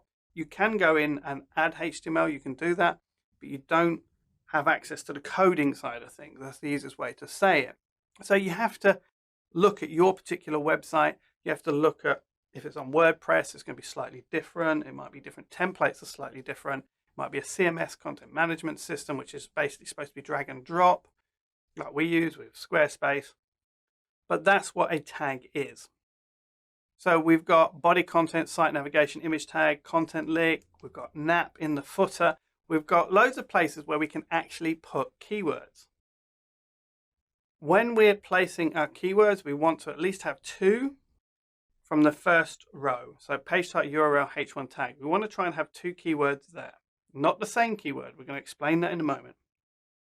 And then we probably want to pick another 2 from the next row. And then we also then probably want to have a content link as well with some keyword groupings on that as well. And then obviously we're going to have the nap in the footer as we've showed earlier on the website, if that's appropriate for your particular business. So that's the name, address, phone number, data in the footer. So let's just think about this now. We've got all these keywords. We need to place them in these places. These are the priorities. This is the order. Body title, URL, H1 tag. That's going to give you the biggest SEO. Then body content, site navigation, image tag, content links. And then we've got a nap in the footer. We don't want to put loads of keywords in there, but we do want to put maybe one keyword, a main keyword sometimes. Now, one of the key things we need to understand is this principle I'm going to show you here. Avoid keyword spamming. We don't want to put plumbing in the page title, the URL, the H1 tag, the body content, site navigation, content link, and the image tag. We don't want to put that in there as the only keyword. That's old SEO. So what we want to do is we want to vary that. So we've got plumbing Peterborough, Peterborough plumber, plumbing repair, plumber Peterborough, plumbing services, emergency plumber, Peterborough plumbing. Now, we don't want to just keep repeating these all the way through, but we want to make sure they're in there because Google are looking for indicators that our keywords are delivering relevant content. But if they start seeing us spamming and putting Peterborough plumbing in there 9 times, they're just going to start downgrading that site because they're thinking you're keyword spamming. This is not a good user experience. And if you understand that, Google wants someone to look at the page and have a good user experience. They want to return a search result that actually benefits the person. So it's really, really, really important that we space it out like this. But if we use a strategy like this, if we go into Keyword Planner and we start finding some variations like this, we can build on one page some really interesting keyword density without keyword spamming. Now, I just want to mention meta descriptions. Meta descriptions have no SEO value, but they do have call to action value. Now, people on the internet are debating this all the time, but I'm with the crowd that says no SEO value. I've read some of the articles and done some of the research, and there's very little evidence that we're getting keyword value out of a meta description. But they do provide call to action value. So let me show you what they actually look like so we know what we're talking about here and why people get confused. Okay, so online marketing Peterborough. So if someone's looking for online marketing, this is the first page of the results. And as we scroll down, I'm going to see our website comes up. And then we're going to see helping online instructors sell courses online. So sell courses, online course creation training, online course marketing training. Now that's the meta description from our homepage. So you can see online marketing specialist based in Peterborough. I've put that in there in the title, and that's the title of the page, and that's ranking for when someone says online marketing Peterborough. That's why. Now underneath that is the meta description. Now because it's highlighted, people go, oh, that's index, online, online, online, online. That's not an index value. That's just Google saying, look, in the meta description, here's something that's relevant to what you're actually showing, so that you can use the meta description to create a call to action and help people actually come through. Meta descriptions can be filled out differently in different web platforms, so we're not going to go into that too much. All you got to do is figure out how to change the meta description for each page. Very good as a way to create a call to action, very poor for SEO. If you think differently or you know something I don't, please share it with me. But this is the wisdom I found that most of the top local SEO experts actually hold to. So let's just have a look very quickly at this website and look at how maybe we've used some of the keywords here. So emergency electrician, Delaware, Montgomery, Chester, that's in the top of the page. Again, we've got emergency electrician here. But now if you have a look, we've got emergency electrical work. So we've got stuff in the title. And as we go down, we've got these bullets of the things we're going to cover. So we're not just covering emergency electrician, we're actually now targeting power outages, flickering lights, circuit breakers, electrical repairs. And then we're going to have power outage, and then we're going to have some useful, relevant content, what to do if you have a power outage. We're going to provide some tips. We're going to talk about flickering lights. We're going to target these keywords. And as we build this deep content as we go down, we're going to see that those keywords combined what people are actually searching for are going to create some really good keyword data that Google can pick up. Now, this is a very new website, so we're still working on the SEO for this. In fact, we're still in the trying to get Google to approve the Google local page phase at the time of recording. But if we then go and have a look at a commercial electrician, we've done the same thing. So commercial and industrial electrician. Now notice the title is slightly different. Commercial, industrial, electrical work. Commercial and electrical work. And then we go into some of the technical terms that people might be looking for. And we maybe explain that a little bit and so people can understand it. And they're going to search for all these things. So now we've got some, it's not thin content, it's good content and it's relevant. So if we go residential interior electrician, now you'll notice on the other page we're competing for residential exterior, but this one's interior. You're going to see that we're starting to target these keywords. So residential interior electrician, residential interior electrical work, we've got a difference going on. We've got power outlets, we've got ceiling fans, we've got electrical panels, we've got exhaust fans. If someone's searching for this in association with an electrician, then that's going to be really beneficial. And if we go to home, master electrician with over 18 years experience, the reason that is there is because people search for master electrician more than you realize. So we've found that, we've made sure that that is two things. One, it's SEO rich, and two, it communicates the value of this particular service. And obviously this is the home page here as a link page to all these other pages. So we've got some top level category, master electrician, and then we're going to drill down into there. So we've got the silos as we mentioned earlier, and then they can just click through into any of these, access some more information. So that's just a brief overview of how we might use some keywords to actually take advantage of semantic search, not keyword spamming. We want to make sure that people can actually find what we're sharing and it's actually relevant to them, and the intent of their search has the potential of being met through our web pages. So let's have an introduction to marketing a local business online. We need to look at social media marketing, AIDA marketing, pay-per-click marketing, and we just need to spend a little bit of time looking at YouTube video marketing as well. So social media marketing. Now, just to reiterate some of the things we've already said, social media posts do not get indexed. Traffic building, however, does get indexed, and this is where social media marketing, in cooperation with an AIDA marketing funnel, which we're going to discuss in a moment, actually starts to make sense.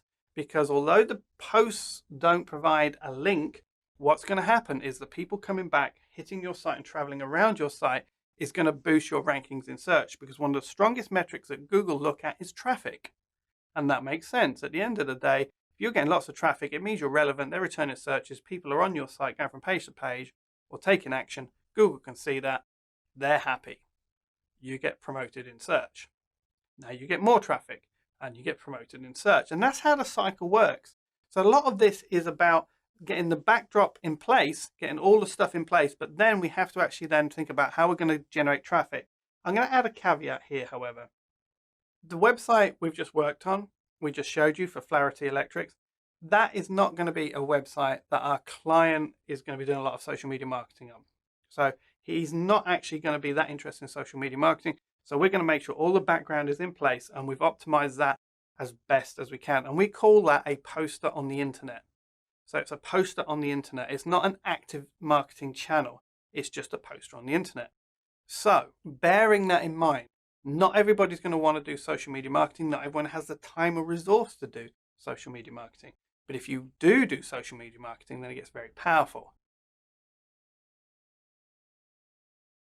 So let's look at AIDA marketing. We need to think about creating a marketing flow. So whenever we start marketing online, we have to create a flow. We have to understand what the buyer journey is. And the buyer journey essentially is this. Someone moves from attention to interest, to desire to action. That is the same in every purchasing decision. No matter what your business is, your potential client has to go through that flow. First of all, we need to get their attention. So a lot of the time, that's just helping them. In fact, what I'll do, let's go to the next slide and discuss that here. Because when we match the content types to social media marketing and stuff, it starts to make sense. So attention content, this is where we get their attention. Where they first see is that might be a social media post. It might be a community post. It might be an ad. So we post on social media, we post in the community, we run a small ad somewhere. That gets people's attention. And then we point them to interest content. So we don't point them to the sale, we point them to interest content. So it could be a blog, an article, a YouTube video, or a hangout. It could be anything that is interesting and relevant to them. It could be a podcast. Once they've done that, then we move to desire content. So what we're going to do is we're going to create a newsletter wall where they get some really strong benefits, and behind that wall, that email sign up, we're going to develop some deeper desire. We're going to move them into general interest on the internet to sign up to our newsletter, where they can get member offers, or they can get really high value from the newsletter, information, up-to-date news on the stuff they're going to be interested in as a potential client. So you might think, well, that doesn't really apply to me. I'm not that type of business.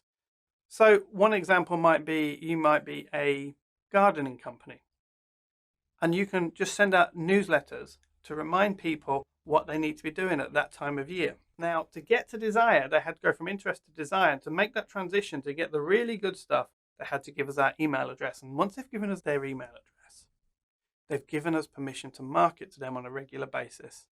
They've also given us the ability to create a content launch to really boost the content that we are sharing out there. So that starts to get a higher SEO value. What do I mean by that? If you've got 500 people on your list, you release a local video on an event, you tell them, and 20% of them maybe go through and watch it. You've now got 100 hits on your video straight away. That can get indexed and climb up in search. And then we've got action content in the newsletter itself. So then it's a product or a service page we're going to link to, a special offer, a discount, a membership club, and they can take action. So we're taking them through AIDA, attention, interest, desire, action. That's a normal buying journey. We're not trying to manipulate them. We're not trying to trick them. We're just understanding how they go from knowing nothing to a purchase decision, and then making sure that we manage our marketing according to that flow. Now, the important thing to understand about an AIDA marketing funnel when you're creating it is you want to build it in reverse. So you create your product, your service offerings, your website. You create that first. Some people make the mistake of moving to attention content first. So they start with social media. No point. Create your content. Create the product you're actually going to sell. Create the landing page when they're going to buy your services. Now we want to think about how we're going to deliver value on our newsletter. So we want to build a newsletter. We want to theme it. We want to be thinking about what's going to be in that newsletter. What information are they going to want? Then we can move to interest content. So now we can think about creating blogs or hangouts, YouTube videos, podcasts, content, interest content that's either interesting or educational that they can come and access.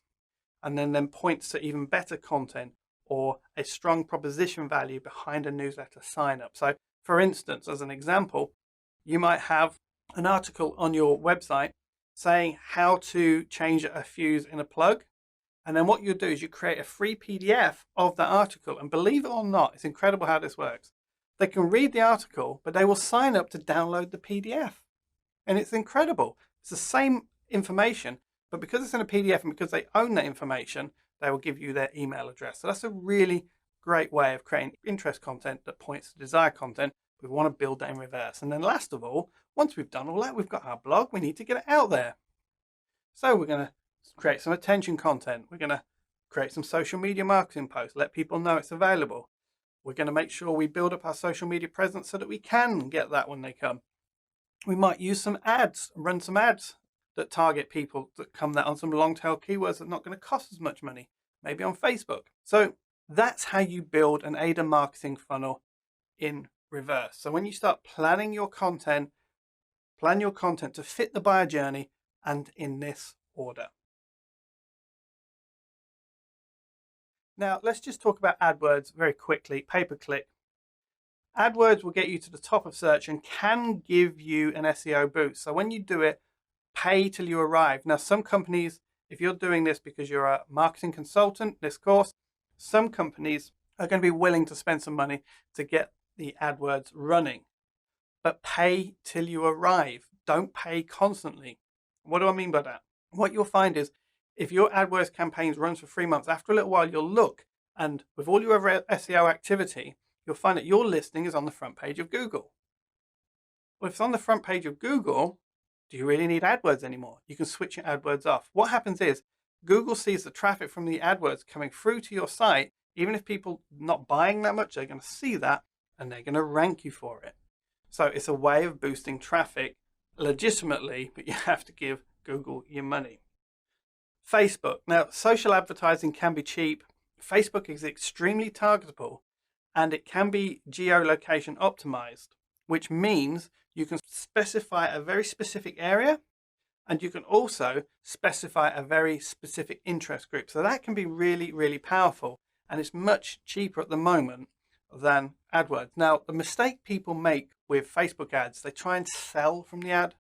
Don't try and sell from the ad. Take them through that AIDA marketing funnel. It's attention content. Take them to something that's interesting. They're going to be interested in joining up to. And you've got other social advertising, Twitter and LinkedIn. They all want you to spend money with them. Try it, see it, and test it. But I wouldn't spend fortunes on this. Do everything else in this course. And then at the end of that, if you still find you're struggling, you're on page 2, you might need to just spend some AdWords just to get yourself up. And take some time to take some advanced training on this stuff. It will save you a fortune in investment in your own time. Now, one thing I want to mention really quickly is YouTube video marketing. If you've got video content on YouTube, people will be shown that. It seems to be hit and miss, but there is sometimes a search advantage. So if you can create a video marketing resource of some type on YouTube, you can get a strong search advantage. Try and be creative with your videos. Try not to just do what everyone else is doing.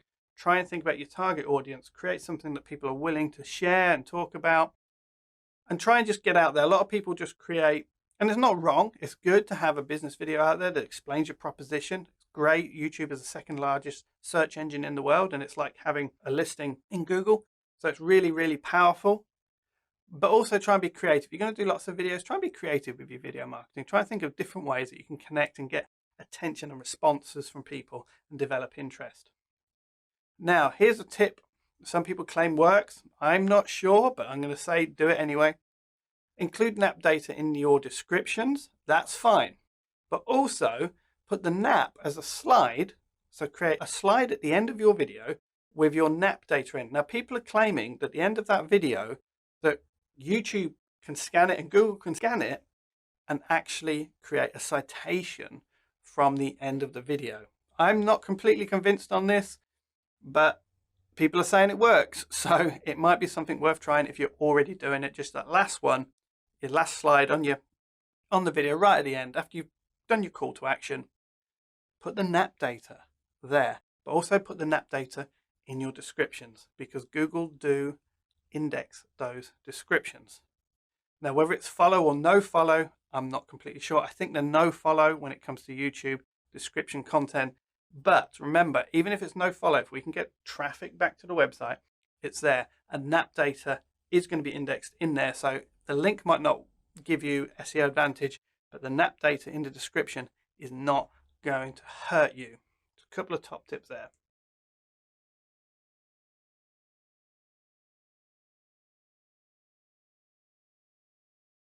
So I just wanted to give you a little update on some Google SEO and to look at the Google profile. Now the Google profile, I'm going to show you in a moment how to get to it. It's going to give Google a direct data set of all the websites you want to associate with your personal brand. So it can be very, very useful as a way of telling Google what needs to be associated with you because it is their data set that you're filling out. The other thing about it is it allows you to connect to third-party sites.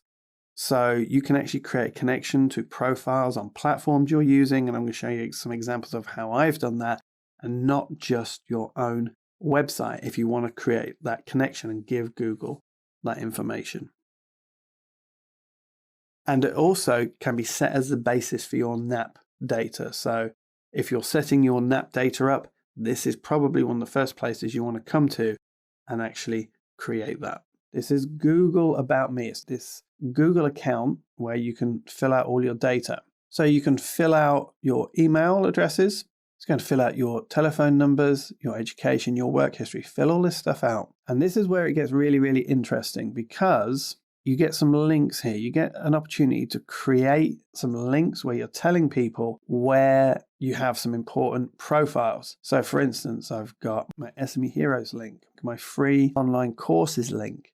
I've got my YouTube links where I've got my name in them. And if you're wondering how you get them, that's just the roll of the dice. Google will offer it when you get to a certain size if it's not already taken. But now I can link my Twitter, my Facebook, my LinkedIn, my YouTube, and I've got contribution section here, which is linked to authorship. So what we're saying here is these are the sites that I author on. I create content. So make sure you go through and check this page and you spend some time filling it all out, because I'm not sure how much SEO juice it has, but I do know this. Google is using this as the basis for understanding who you are and your NAP data. And it's probably changed a little bit recently, I think. So if you filled out the old Google Plus profile, come back, check it here, make sure you're using it. But most important of all, if there's any sites that you use that you don't own, it's a third-party site, and you've got a profile page on there, make sure you link it, because you're now telling Google, these are my properties, these are the things that are important to me.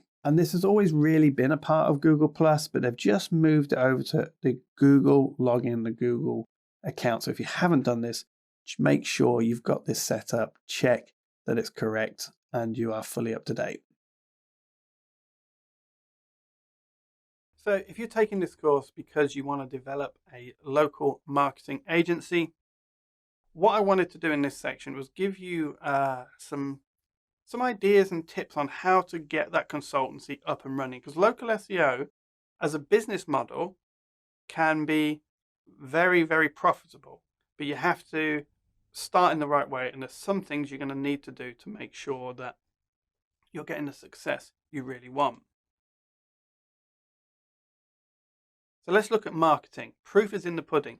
You have to make sure that your website is optimized so that you can actually deliver what you're saying. As an example, in your own website, if they search for local SEO and you're not number one in search, why are they going to buy from you? Now, one of the things you can do to build up your portfolio so you have something to market is take on a free project. Now, don't pick your cousin's business, your cousin's coffee shop, just because he's your cousin and you want to do a freebie for someone. Take on a free project that's actually going to have a little bit of credibility in the marketplace. Not saying your cousin's coffee shop isn't credible. What I mean by that is try and pick a popular business that you know is going to get traffic. And then when you do local SEO work for them, explain to them you just want to do some free work. Most people will bite your hand off, help them get in the rankings. That is a great portfolio piece.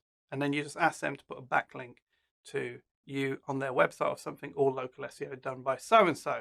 And you'll be surprised, there'll be people out there, if you go to a network meeting, which we're going to talk about in a moment, and say, I'm looking for someone, it's a new company, I'm looking to do some local SEO to improve local SEO for businesses, local businesses. I'm just looking for someone who actually wants to come on as a sample client so I can create my first project. Get in touch, let me know. You'll be surprised how many people bite your hand off. Now, one of the things you want to do is educational marketing. So this is going to be the meat and the heart of what you're doing. So what you do is you start holding some simple workshops on local SEO and you give them some of the basics. Now, the secret to creating educational marketing in a local workshop, and they're very easy to set up, find some local network groups, they'll have you along, speak to the council or the education, anyone involved in promoting local business, and then share the what and the why, but not the how. So when you go in there and educate them on the what and the why, what you're going to find is they're going to understand what they need to do and why they need to do it. But because they don't understand the how, when you don't take it that deep, they will then consider your services. So educational marketing is where you sit down and educate them. They learn who you are and they learn about the subject matter. Now, they think they're going a lot of the time for the subject matter, But because you're sitting there and you're the expert, you only have to go through this course a couple of times, 3 times, do a couple of projects. You'd be surprised what expertise you will have.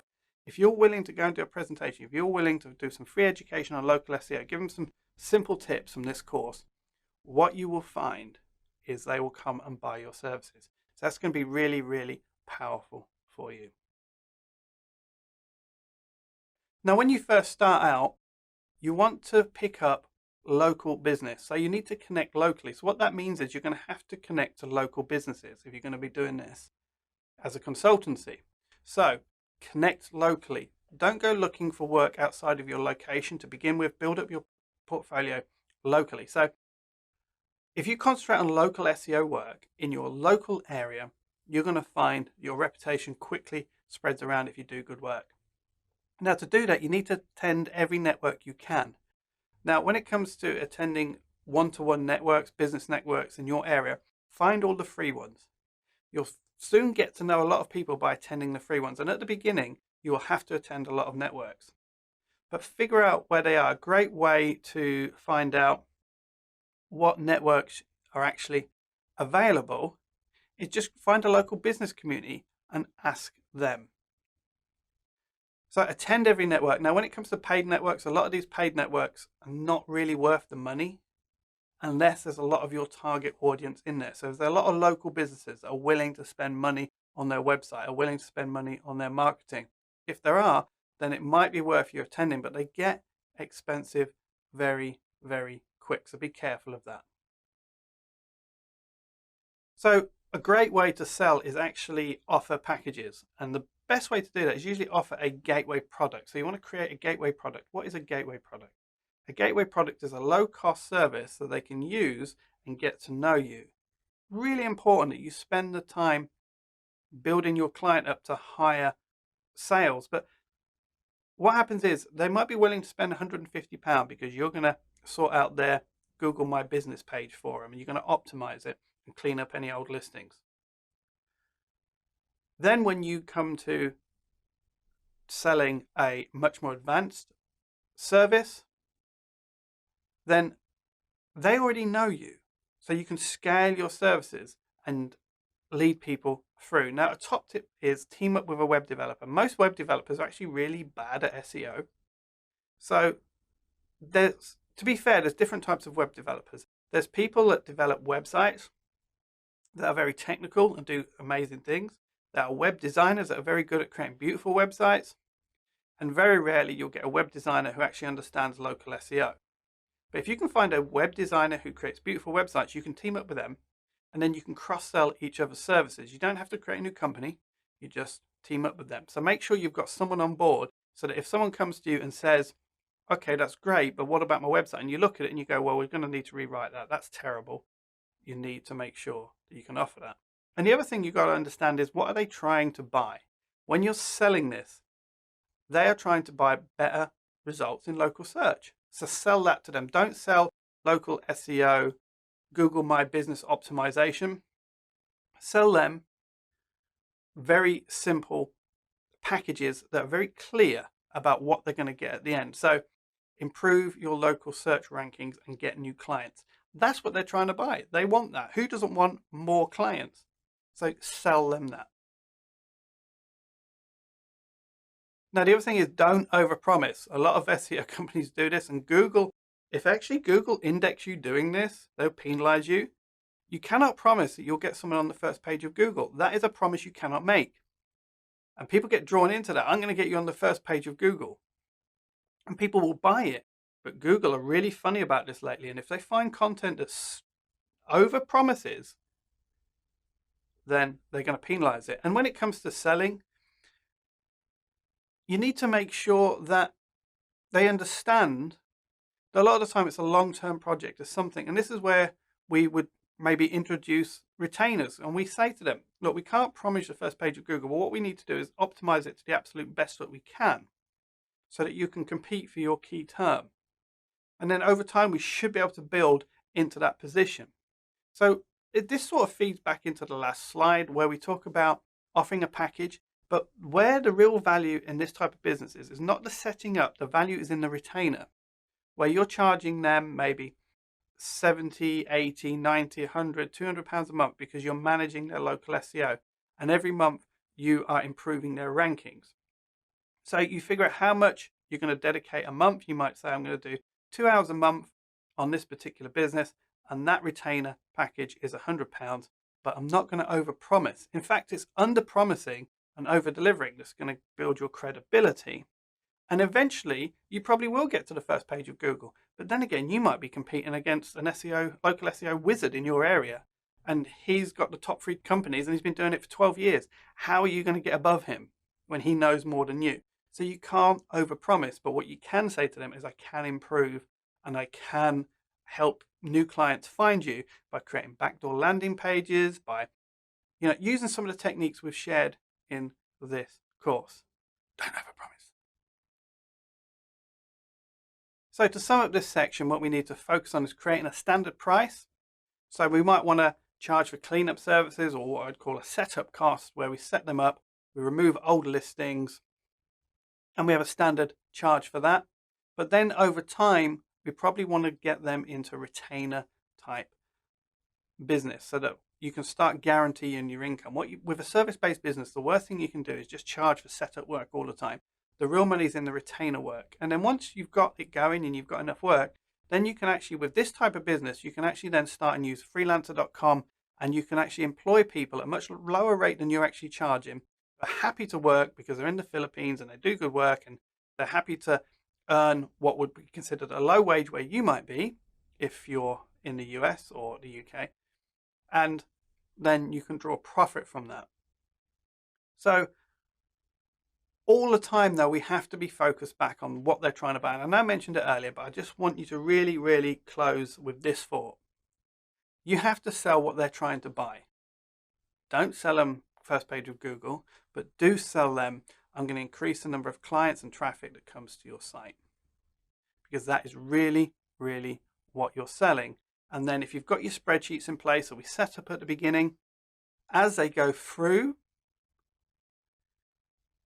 and as you build that over a period, and it's 12 to 18 months, you probably want to try and get a contract for when you do a retainer service. As that goes on over time, you can show them that data, record that data, and give them that back. So they are trying to buy traffic. If you're managing the website, they're also trying to buy conversion. But you have to understand what they're trying to buy, and that's what you sell to them.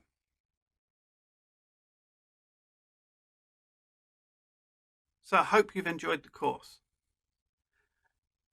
If there's anything you feel you'd like to see added or improved in the course, your feedback is always appreciated.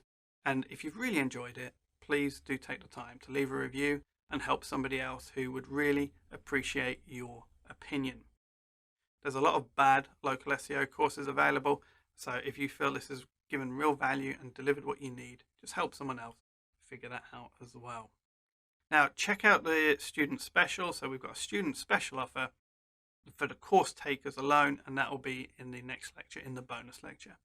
If you have any questions whatsoever, please feel free to ask. But remember, the most important point of all, you've gone through the course once, you need to go through it again. And in a few months, just go through it again, because you're going to see things every time that's new, because this is a very condensed, this course, where other people might put this course into 7 hours.